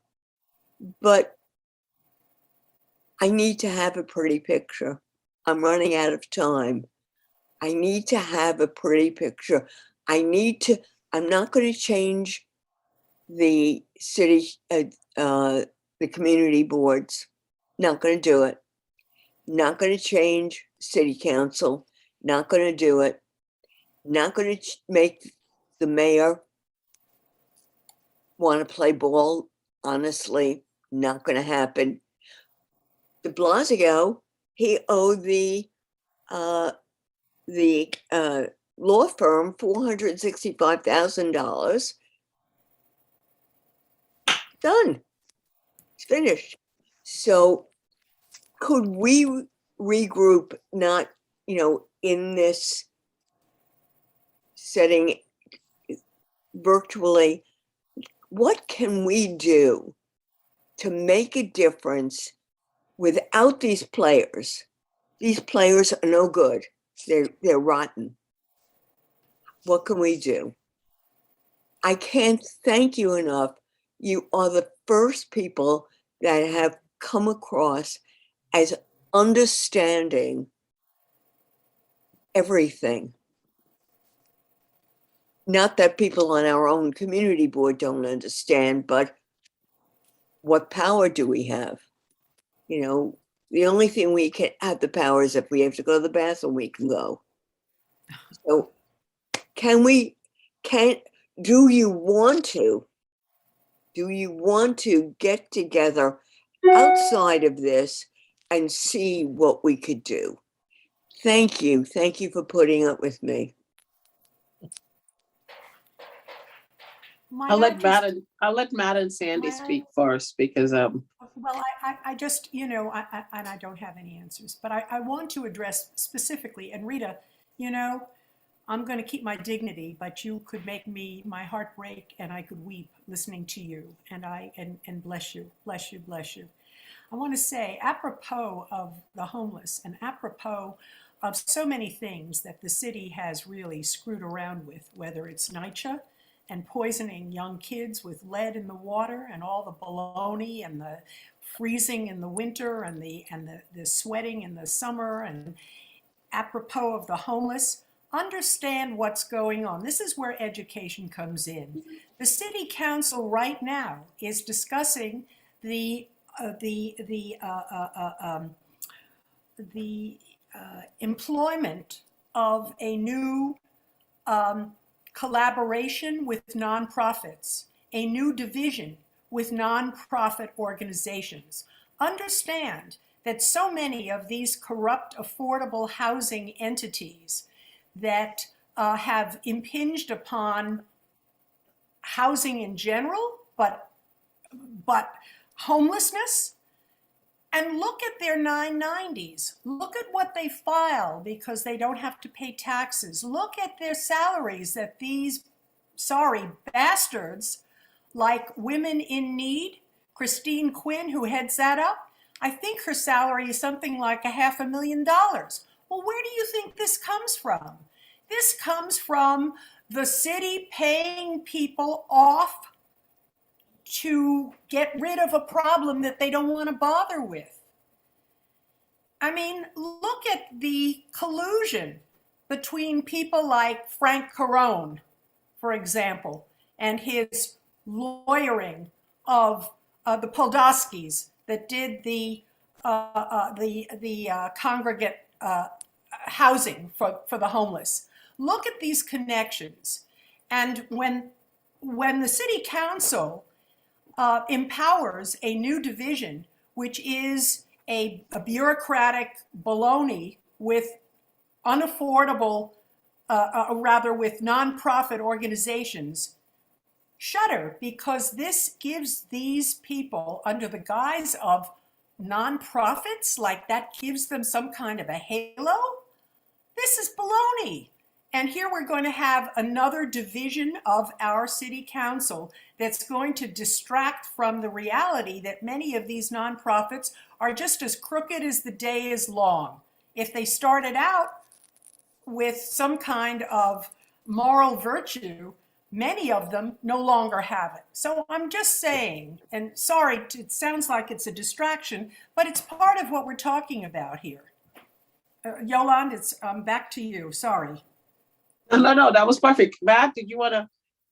You've been awfully quiet. Yeah, no, I mean, I think it comes back to the point I made earlier, which is that as a policy matter, people have to decide what kind of community they want to live in. I have no disagreement with the economist who spoke earlier that if you want more housing, then yeah, opening up zoning definitely allows for that. But it's a question of what's the trade-off? What kind of character in your community are you willing to trade away for that increased housing? And who's going to have access to it? Because what you're building is not affordable housing. Almost invariably, the affordable housing that's being promoted is less affordable than what was already in the community before those changes were promulgated. And of course, there's a lot of people that are feasting at the trough when it comes to the fact that government and the private sector are colluding against the public. They're taking in tax dollars, they're using those tax dollars to fund programs, and those programs spread their benefits not uniformly among the members of the public, but those benefits are primarily concentrated in the hands of a small group of people who are well connected. As you pointed out, they may be members of nonprofits, they may be private developers. The point is that is not going to become a community benefit. It's going to become a private benefit that government is funding. And there's a word for that, and it's called fascism, and that's what we have. Okay. But I think we've labored you, and I know there are other members on the board, and I welcome the opportunity to come back. I think this is a fruitful conversation for us as well, because a lot of the work that Matt and I have begun to do together it invokes policy. And I thank you so much for being so generous in sharing your thoughts. I would just, I missed your name. Let me just say, when you said, what can we do? I just want to end with the story I started with, if we can, when the third party transfer fiasco and was put in my lap, I do drive a lot of people crazy, but I just decided that was a wrong that needed to be righted, and we just didn't know how to begin. And this is where we are now. So you're correct. Not everything could be solved in the courts, but I keep bugging Matt and Ed and others, and right? Can't we just enjoin them and figure it out after? Let's just enjoin them, right? So we've got to put our heads together, because the arc of justice does bend slowly, but it bends. And it's a combination of tools. It's a combination of tools. But one of the things I learned is also bringing public attention to what's not being delivered. And it's clear that we have to counteract the narrative that affordable housing is being delivered. And I just wanted to share in all of the benefits that Sandy listed and you listed, I think we have a saying in the Caribbean, it's sort of a bad mind. It sounds really bad, so I'm sorry to say it's so disparaging. But the city gets HUD money to do the affordable part of the component. The developer gets a free zoning or grant. So I am not yet convinced, and Matt will tell you, we discussed this. I am just not yet convinced that our public sector cannot do a better job at figuring out how to deliver the good of housing for the greater good, and that we, the taxpayers, don't need to get more active in the discussion in addition to litigating. So I welcome the opportunity. Thanks, Ed. I was a little bit nervous about whether I would have any value to add to the Upper East Siders. No, this is good. No, we're thrilled. No, this is good. This is refreshing. Believe me. We love it. I was just texting with Elaine. I'm happy to have the three of you here, because it's usually us with the cold ice water. So we love it, and it's refreshing. And we see Sandra Coleman, who also speaks truth to power and is not ashamed or afraid to do so, is up next. So Sandra, it is all yours. Thank you so much, Ed. So greetings all. As a NYCHA resident, activist, and organizer, I just want to say to our guest speakers, I appreciate the work you all do. We have been chanting that housing is a human right for years. I plan to change that to housing is a civil right, thanks to Yolande. Thank you. I will also say that I met Sandy years ago at a press conference down at City Hall. I believe it was in 2016, when residents and myself was fighting against the infill proposal at Holmes Towers and seeking funding from the city. Sandy is fire and is really abreast of many injustices throughout the city regarding legal land grabs, which is in eminent domain, privatization of public housing, affordable housing, and so much more. My question to Sandy and the other guests, whoever wants to chime in, or one or all, how do we get our community more informed and our elected officials truly engaged to respect the will of the people? They work for us, and sadly, some do not have our best interests. So either they do not care, maybe communities aren't making enough noise, or the developers are in some of our elected officials' pockets. I did say some. What kind of protective laws can we advocate for and or possibly introduce? And or what kind of pressure do you all suggest? Because when these things come up, for example, gentrification, zoning, and so forth, that negatively impact communities throughout the city. Residents are usually caught by surprise; they're blindsided. Thank you. So whoever can chime in, or my darling, you okay? The food is on its way. What I'd like to say, and thank you, Sandra. I remember depending on someone's coming in. You are quite fantastic. I've heard you speak, and you're one of a kind.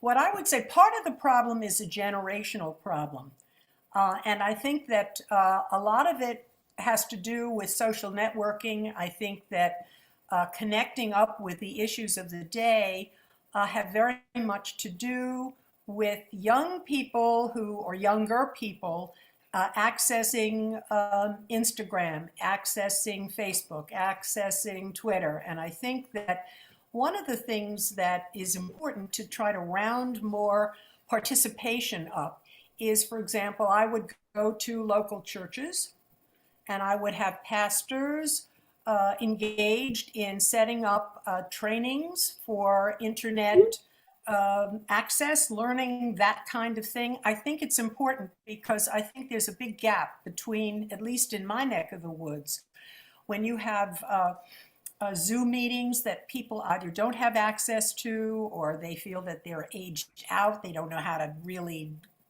participate.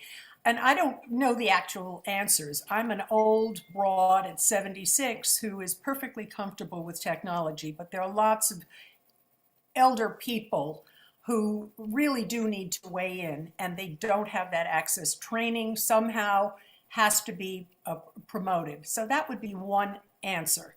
I'm going to turn it over to others who have greater minds than mine to answer you, Sandra. Thank you. I would say I just got off of a class because I was multitasking, and the actual class was a cooperative. So they were actually working with youth and stuff like that. So, and I spoke a little bit, briefly. So I'm working 2 Zooms, but anyway, but I'm done. That's over. But I just it's funny that you mentioned, our youth as well, or people that cannot, get access, but thank you.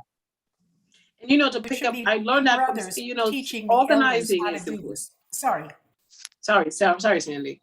Organizing on Twitter, I learned from Mr. Caldwell and now from Sandy that you don't need a lot of people, and using that technology to just get behind an issue, and to get it out.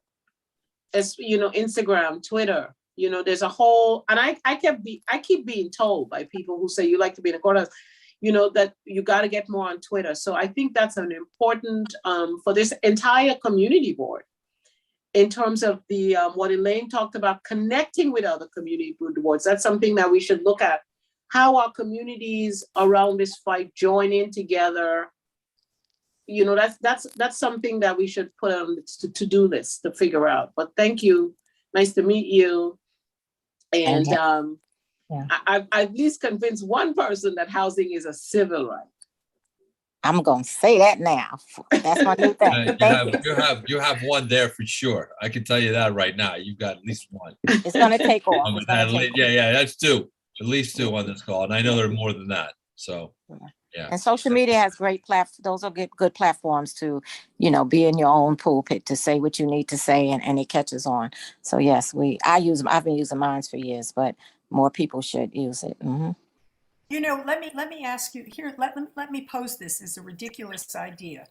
But Ed, so for example, supposing you and Greg decided that you were going to reach out to the 50 other community boards to create a kind of organized community board home base, a Facebook page, whatever, to start the conversation going, to tie all those loose ends together. I don't know whether that would work or that wouldn't work, but I think in terms of land use committee, you've got a lot of very pissed off land use district chairs and participants that I think would jump right in on it if you were to initiate something of that sort.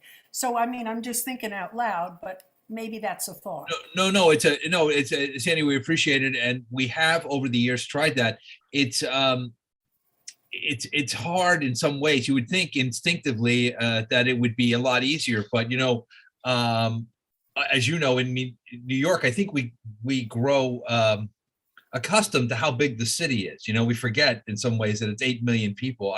I do sometimes, but it's hard to get all those community boards coalescing because the issues are very localized, and it doesn't always lend itself to that kind of synergy straight up. But this is sort of a newer approach that Greg and I we're refining, adapting as we go along with the plan. And so we're kind of hoping with you and Yolan and Matt is that we find that synergy with folks who've been out there. And again, we're trying to find issues that transcend the neighborhoods that to what we're speaking about, because that will create the connection, and then the community that I think amplifies the voices, out of the parts greater than the sum parts, if you will. So your point is well taken, but this is what we're trying to do. Yeah, sorry. You have the issue. You have the issue. It is the rezoning that every single person that you speak to in every single district will, if they're land use people, will totally relate to. Totally. It's different now than perhaps at another time that you tried it. This is it. We are all feeling it from one end of New York, from one borough to the other. Even Staten Island is now getting this, and that's the last on the list. No, I think you're spot on, and I think Greg and I have been talking about this. I know we've talked and with others, and Elaine and Rita and other folks here from the zoning committee. I think we're going to be doing some joint meetings. I think coming the new year and just this type of issues that pull us together. So listen, you're not. Don't worry, you're not getting off easy tonight. The three of you, we've got your email. So don't worry. This will be an ongoing, hopefully more of a conversation. And to that end, I want to say, Ed, may I please. just add that something that came to mind? I want you to know that this will be so welcome, because other communities that are dealing with this are feeling vulnerable. They're feeling scared. I don't know if you're feeling that way. I don't want to presume what you're feeling on the Upper East Side. But everyone in East Flatbush, in East New York, in parts of Queens, feel, whether they're a homeowner or a renter, that these developments and these rezonings are going to push them out in 10 years, and they have nowhere to go.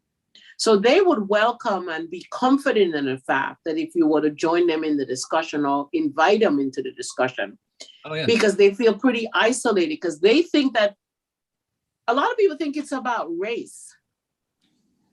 And it's about race and economics, maybe. It's definitely about displacement that is having a higher impact on Black and Brown communities initially.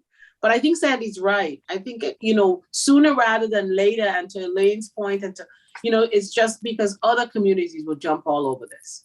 No, you're right. And we talk about this as lawyers and about the legal system, and there's a lot of things that can happen with the legal system, but it is about color, and the color is that no one on this call has, unless someone just parachuted down from the other galaxy, because the color I'm talking about is green. Is green. That's the color we're talking about here. And yes, definitely. And I don't think anybody in the call, so if anybody gets any ideas, no one I think on this call is anti-capitalism and making a buck. I think everybody is happy to make a buck. So anyway, let me digress. I see we have Peggy Price is actually Ed, if I could, before Peggy weighs in, let me just say a couple things, because I as co-chair of the Housing Committee, I take seriously the responsibilities of creating a format where everyone is allowed and capable of contributing their thoughts and reactions. And we appreciate our speakers who inform and educate. And obviously, when we talk about housing, we talk about affordability, we're digging into topics related to gentrification and zoning, and we're digging into, as we talked about, the nonprofit sector, and we're talking about development, and we're talking about capitalism. And the reality is, and I think we can all agree, there's lots of different shapes and forms that this conversation can take.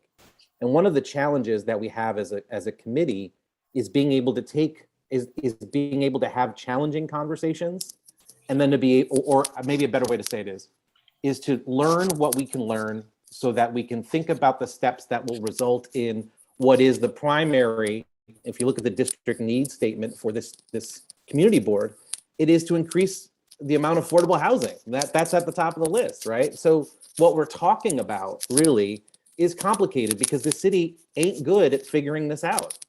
And it takes all of us to come together to strategize. And the reality is, I'm guessing, and we've heard this during the course of this call, that not all of us share the same viewpoint. And again, I'm just gonna reiterate a couple things. One is, we can agree to disagree. I appreciate our speakers sharing their point of view and wanting to remember that. I also want to note that if there are folks on this during the course of this gathering that have reflections or thoughts for how it is that Ed or I could chair a meeting successfully, it's thoughtful and reasonable to share with us your thoughts and reflections. Again, because this is a public forum, I understand that some folks during the course of this may have the desire to communicate with the rest of the world outside of here via social media or otherwise about what they're seeing and experiencing during the course of this time together. And I respect that and appreciate that. And I just want to flag for all of us that these are really hard conversations. And I'm not sure any one of us is right. And I don't think any of us has quite the right answer. And it's going to take a lot of collaborative thinking and strategizing to be able to come up with the solutions that are going to increase affordable housing. And I just want to remind all of us that simply by casting stones, whether they be intentional or unintentional, it's going to be very hard to build that housing future that I think we want to have to respect this district. So I'm mentioning this clearly because I think it's important for us to remember. I'm mentioning it because I recognize that this is a public setting and people want to hear and respond to what we're doing. But I also take seriously, as Ed does, that we want to create a respectful opportunity to engage in conversation that is embracing of everyone, even when we do disagree. On that note, Peggy, I think it's your turn. Thank you for listening. Thanks very much. Ed had brought up a request for action items. So I'm just going to quickly throw out something that I have observed, which is if a group of people, if a community wants its voice to be heard and hopes to succeed in its mission, be it affordable housing or whatever, in our city, it needs to play the same game, I think, that the city plays. What is that? It's money and power. Okay, so what I have seen, and I'll give an example of, just one example of how this works successfully, is you all may recall when the mayor wanted to get rid of the horse-drawn carriages in Central Park. Liam Neeson stepped up on behalf of the horse-drawn carriage union and its members, effectively put a stop to that. He used his star power to get attention to an issue that he believed in, and it succeeded. And I really believe that if we want more visibility, we shouldn't just do grassroots. We should reach out to some, our community has plenty of money, celebrities, power, big names. The more we could get those people to support our causes, the more visibility we will have with the people in power, because that's the game they play. They play the money game. And if we don't have money, we can sure find people who would be supportive of our cause in the same way that the horse-drawn carriage drivers found Liam Neeson. So that's just a thought I wanted to throw out there, and thank you. Peggy?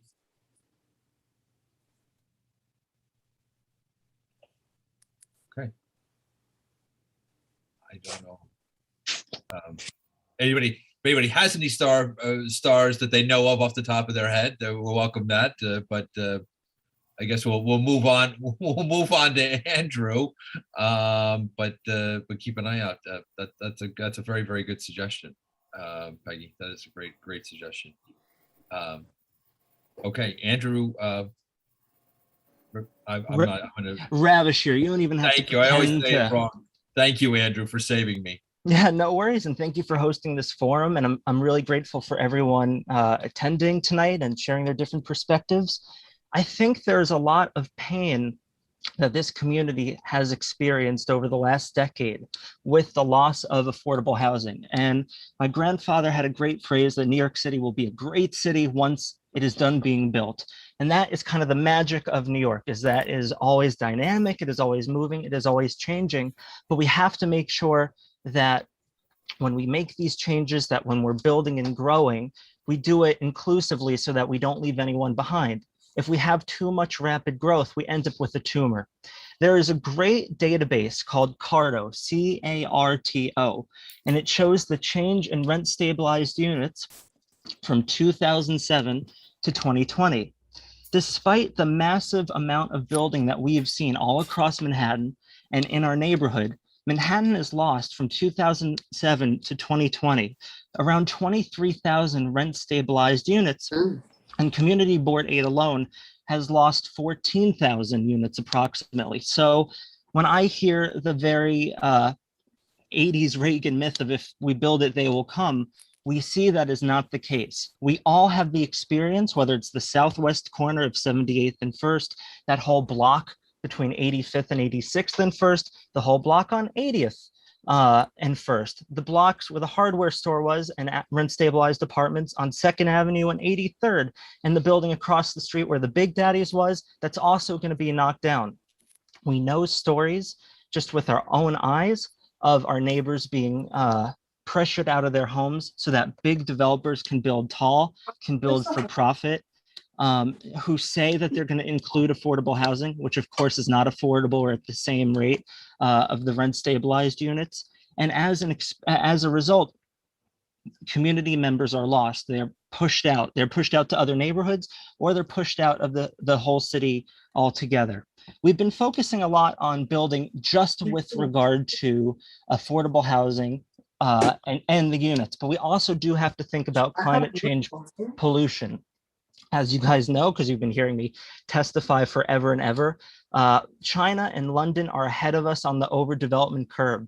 And what they are finding more and more is that above 10 floors or 100 feet and 21 floors, 210 feet, there's an exponential increase in energy usage and greenhouse gas emissions.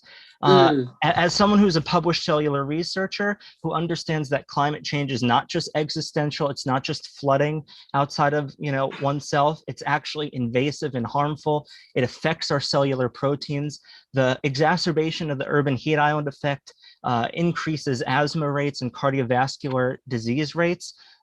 These studies are very alarming. And I know I sounded woo-woo for a long time because the real estate industry has done a great job of saying taller and denser is better for the climate. But I'm so grateful that just in the last 3 months alone, Bloomberg on August 25th, the best cities for low carbon emissions aren't the tallest. The Conversation in October, cities and climate change, why low-rise buildings are the future, not skyscrapers. Fast Company, is building tall really best? Researchers dispel the myth of climate-friendly skyscrapers. There needs to be a very careful balance of building, because as we know, the name of the game is if you build tall, it's prestigious. It doesn't really matter if you fill out the whole building, as long as you get a bidder for the top floor or two with good views, you're pretty much covered. Meanwhile, all of that housing is gone. All those small businesses are gone. For every dollar that's spent at a small business, 66 to 67 cents of that dollar stays within the community. So we need to take a comprehensive view when we are looking at zoning and consider all the factors with regard to housing, with regard to the jobs that come with construction, but then afterwards, what kind of jobs are there going to be in these buildings? Is it mom and pop shops? Is it, corporate retail chains, which I'm sure we've all seen, all the Dwayne Reeds that have gone out of business and the emptiness at night and the lack of safety therefore, because everything is dark where it used to be light and busy and bright.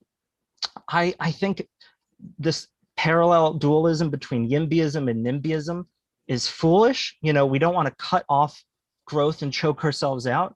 We also don't want to build so senselessly that we just have a tumor of a glut of housing like we see now, where at least a third of our luxury housing is empty, and we don't know if those people are ever coming back. We have a great opportunity with all of our office buildings, which even if the economy gets going again, I know I never want to return to an office 5 days a week. Many people my age don't want to put up with it anymore. And so there's going to be a tremendous potential to look at adding units that are affordable, as opposed to affordable housing, which is not affordable, but units that are affordable with the existing building stock that we have to create good union paying jobs in the construction and in the changing of those floors.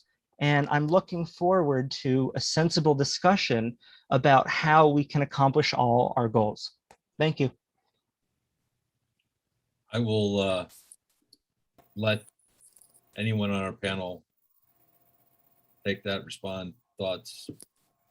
Well, I will just weigh in very briefly, if I may, which is that what's really important to understand is the domino effect of this blood center, because this is what we are learning here in downtown Brooklyn and Fort Greene, that the new context, which is ginned up by the new rezoning, is the context that allows the neighboring block to somehow be justified because the new context allows for more FAR, more height, etc. So be prepared, because this is the precedent that sets the tone that will continue to exacerbate tall buildings, which was just addressed, and I appreciate that. You know, I was just going to add that again, you know, that connection, because environmental injustice is a term that I use working in Bed-Stuy. And I never really, you know, focused on it, but just the idea, again, they're feeling on the attack, East New York. Spot zoning is taking over East New York, Brownsville, Bed-Stuy, even at the Nehemiah buildings. And I think that's an important component to add to the discussion. And there'll be some camaraderie around that, because the effect on the climate and the health of the residents is something that's not in the conversation. And, you know, as whatever this discussion evolves into after we get off this call, and whatever you decide, you know, Ed and your co-chair, and, you know, two things we learned tonight, that we have to keep, you know, special needs, ADA compliance, ADA accommodation on the table. I mean, it's just, we got to bring it on the table, not even keep it on the table. And we've got to bring the impact of these tall buildings on our environment. It sort of connects back to what Elaine says, which is, you know, zoning was about how we want to live in our communities. You know, when we came here as immigrants, we lived in wonderful low rise. We could see the sky, go outside and see it, you know, and now they're all being blocked. So I think, thank you for sharing that lesson. That was actually a nice sort of CLE 101 for me. Thank you. Okay. Wendy Kuyver's up. Hi, Wendy. A regular at our meetings. Good to see you. Nice to see you too. You know, I think Andrew is a tough act to follow.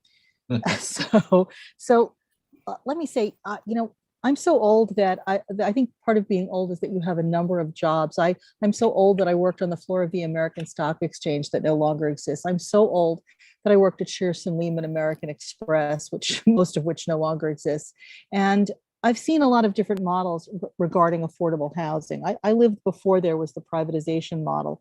And the privatization model was a very powerful and potent one, because it was supposed to relieve taxpayers. There would be something in it for the profit making world, and there'd be something in it for the world that we care for each other, and the moral responsibility world. And we've seen now over, I don't know, at least 40 years that this hasn't worked. It just hasn't worked. That's where the data is. And I really wish that our fledgling economist, Alexander Billy, our 2020 graduate, was still here so that he could help us and to understand what data he's looking at. I don't think that he's taken into account, for example, that stable neighborhoods, no matter what the economic level is of the neighborhood, are use less in terms of sanitation resources and police resources, and have a better level of healthcare, and therefore are not, forgive me for wording it this way, but as as economists might say, be a burden on the healthcare system. And when I say burden, we're talking about having other people having to pay for that healthcare. So we're talking about taxpayers having to pay for that. At the moment, what we are seeing in the privatization for-profit world is not that the for-profit developers are taking such a risk. Their money is pretty much guaranteed. They're getting vast incentives at the taxpayer's expense, and very, very little, if any, risk. A lot of the fees are really made in the development phase rather than in the old-fashioned model when they start to sell units or facilities. And it would be a very interesting, robust discussion to talk about where those parameters are. There are extremes to be talked about on either side, that all profit is good, it's all going to trickle down, and on the other side, that there is no participation in the for-profit world. And the truth of the matter is probably somewhere in the middle, but it really needs to be data-driven. I do not believe that when Alexander was speaking about what would work in terms of creating more affordable units, he was taking into account the economy that the rest of us are bearing for that in terms of the increased healthcare costs, in terms of the increased healthcare costs due to climate change effects, which we know increases cardiovascular problems and respiratory problems and cancer problems, and that these problems are far disproportionately felt by our neighbors, our workers, and our students of color. And in no world is this reasonable, except if you are simply looking at the bottom line profit of a particular company. I don't want to blame developers. I don't think all developers are bad. And I think that we need developers, and I think that we need people to build buildings in our neighborhoods. And I think that if we can adjust everyone's expectation, we will have a better working relationship, and we don't need to have a polarized enemy relationship. But I do have to say, it made me feel a bit bad that while we have been having this robust discussion, Alexander Billy took it upon himself to tweet about us while we were all talking and saying that I can already tell this is going to be very difficult for me. I suspect I'm the only YIMBY in the Zoom meeting. So far, we've heard from two longtime New Yorkers who claim that pro-density arguments are, quote, bait and switch tactics to remove Black residents. They also argue financial institutions have driven up prices, and claims that sunlight is being stolen from the citizens and historic brownstones needed to be protected or somehow shielded behind a claim that they're not NIMBYs. Huh? HUH question mark. And there's more. This isn't helpful. Alexander, I wish you were here to just tell us why you did that, because what we really want is to hear where your numbers are, what you're thinking in terms of profit, what factors you're just not taking into account because it really doesn't matter in your modeling, and what would happen, how would the results change if you actually did include those data points that I just mentioned. I think it's important to keep having a dialogue, especially with people who have an open mind and aren't there for the soundbite. I'm very disappointed that a guest who came and who claims he's an economist, with very little experience in the real world and not So any. let's be. I will so wrap again, it up. This is public record, so I think we Yes, just need it to is, be and I'm out, very and I'm sensitive I'm to- putting myself out there. Greg, you've been really lovely about having a really even tempered dialogue, and I'm sort of the outlier here, and I apologize in a way, and in a way I want to say I really would love to have developers and economists, especially those with some kind of background in urban planning, come and talk to us about how we can work together. That's a really meaningful conversation, because to say that there is no profit that is appropriate is wrong. It's wrong. We need for-profit institutions, and we need robust participation, and we need to be able to have a robust economy here, and we need to protect our citizenry in all the various ways, whether it's environmental, economic, housing, healthcare, all of those ways. And I believe that they can work together in a spirit of cooperation. And I'd like to not be disappointed in a speaker who comes as our guest. Thank you. Thanks, Wendy. May I add to Wendy's point two things? One is, we can have a healthy, robust conversation about public-private partnerships. We live in a market economy. But what is clear, Harvard's done studies on this, looking at public-private partnerships across the world. Some say they don't work at all to deliver public good. But what we have happening in the housing arena is a public-private partnership that's unregulated. So we don't know what a regulated public-private partnership, and she's correct, because I don't necessarily blame the developers. If you leave the hen house open and the fox is sitting right outside, and you every night keep doing that, you don't shut it, and you come back and you lose two more hens, and whose fault is it, right? So that's one thing. The other thing, one thing I wanted to share, and it just came to mind while she was talking, in terms of all the things that we give up every year. And last year was 2020. In the 2021 controller report, what's called the expenditure from 421A tax, which is the tax that we don't collect because the developers have the abatement, it's up to almost 2 billion. It's like 1.7 billion, right? So what can the city do with that money in terms of educating folks, housing folks? And maybe it's a good give up, but is it a good give up if it's not delivering what it's supposed to deliver? So that's just another thing to put in the consideration of how we move forward to restructure this public good that we want to deliver, which is a city where everybody can live affordably.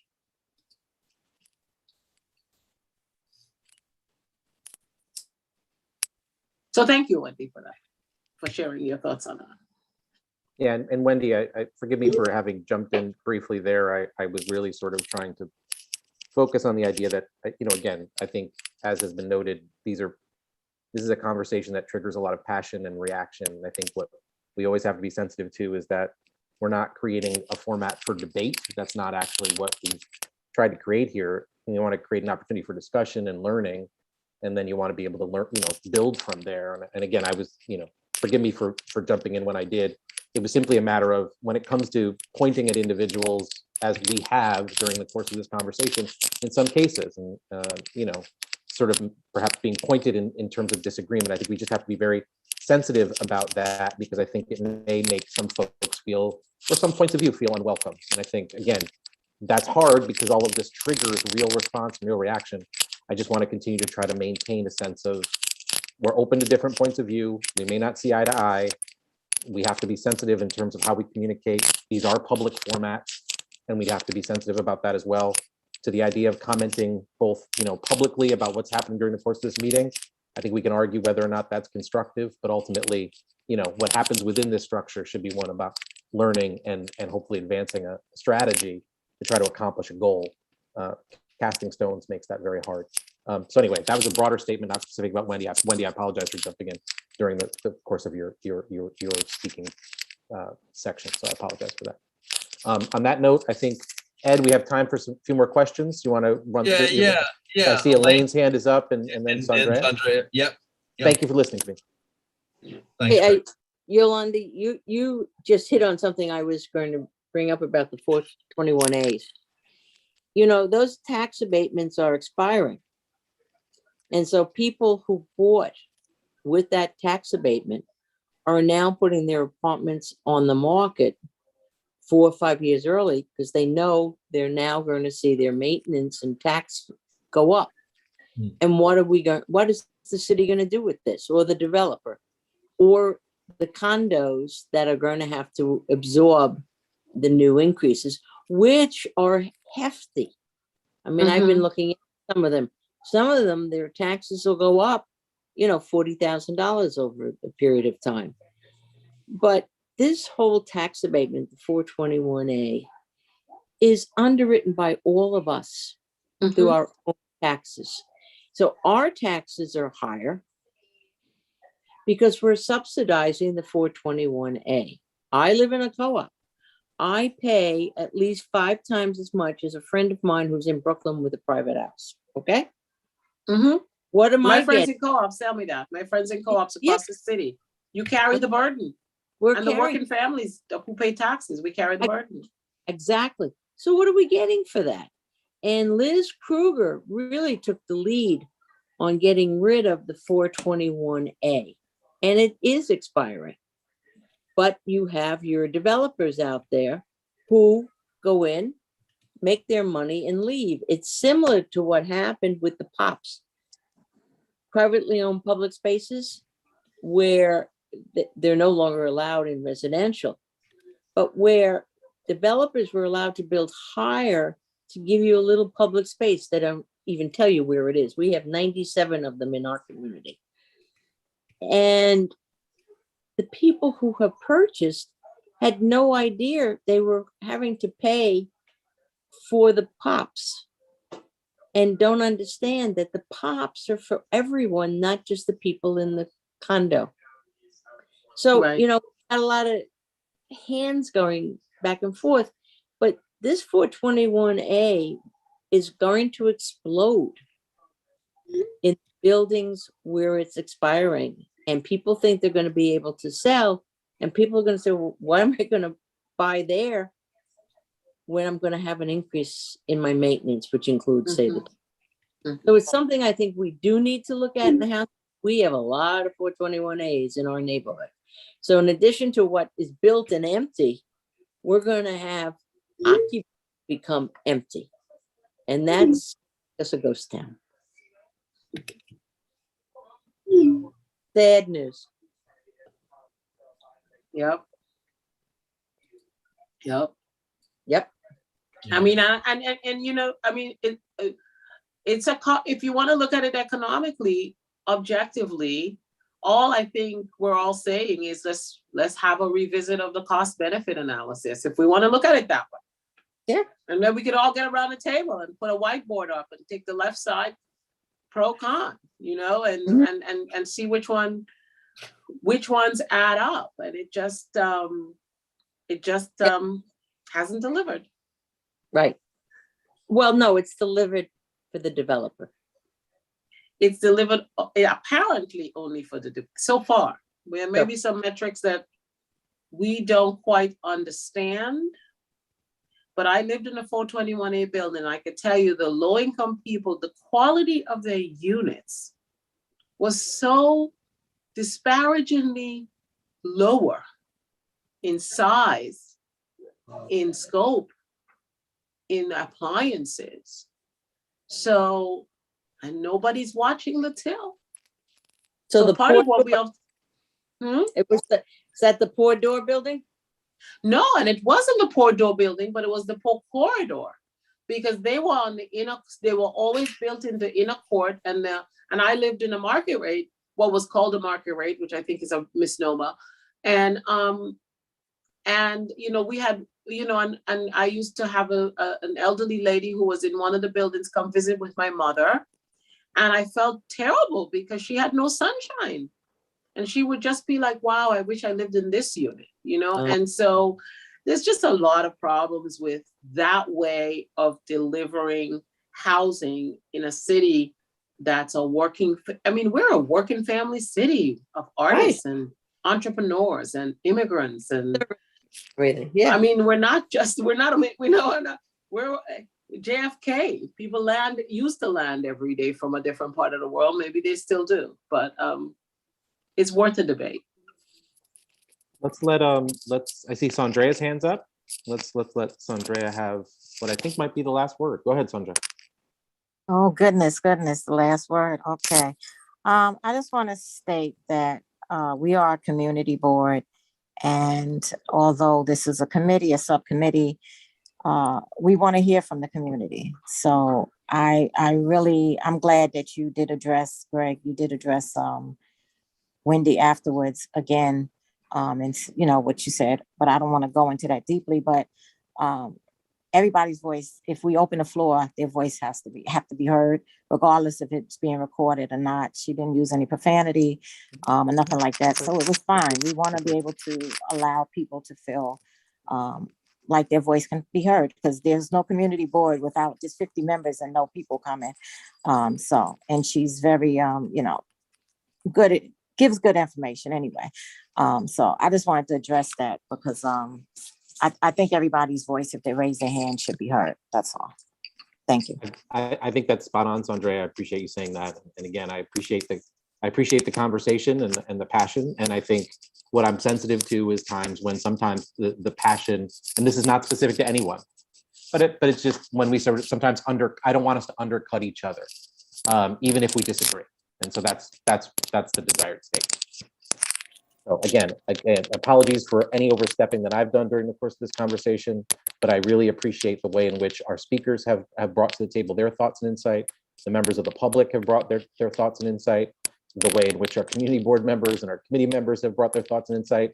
And I think, Ed, for you and I, the desire here is to try to find action steps and items so we can learn and then move forward. And the reality is, moving forward is not going to be easy, as has been pointed out during the course of this conversation, because of the ways in which the complexities, what we're up against, the history, and a variety of different sort of strategies that need and approaches that have been tried, failed, or things that have worked in opposition.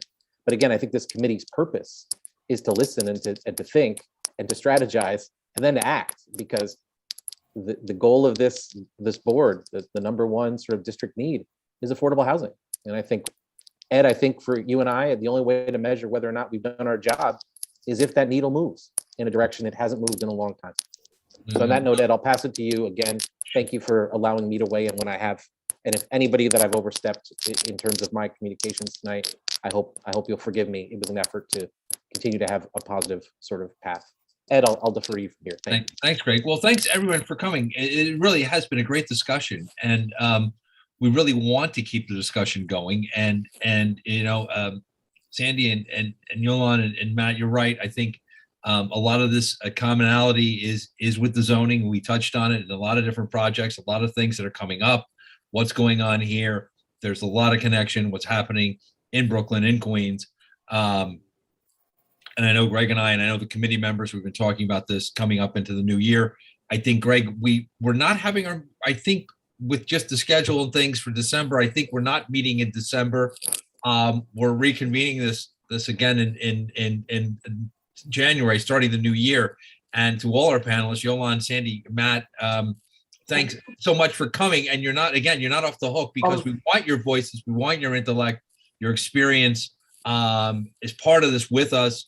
You know, making this a bigger group, maybe doing a joint meeting in January or February with our partners with the Zoning and Development Committee, expanding it out, finding ways, again, making the voice bigger, stronger, amplifying it, because we would like to see if we can move the ball forward or have an impact on these projects that we might not see coming, you see coming, or vice versa. So I don't know if we have any specific action items that grew out of this, other than Peggy's brilliant idea about finding stars. I know we have plenty in the neighborhood. I know when I used to live up on 89th, I used to see Dominic Cheney's walking, and I'm sure he's thrilled to know in a public forum that I've given out his address.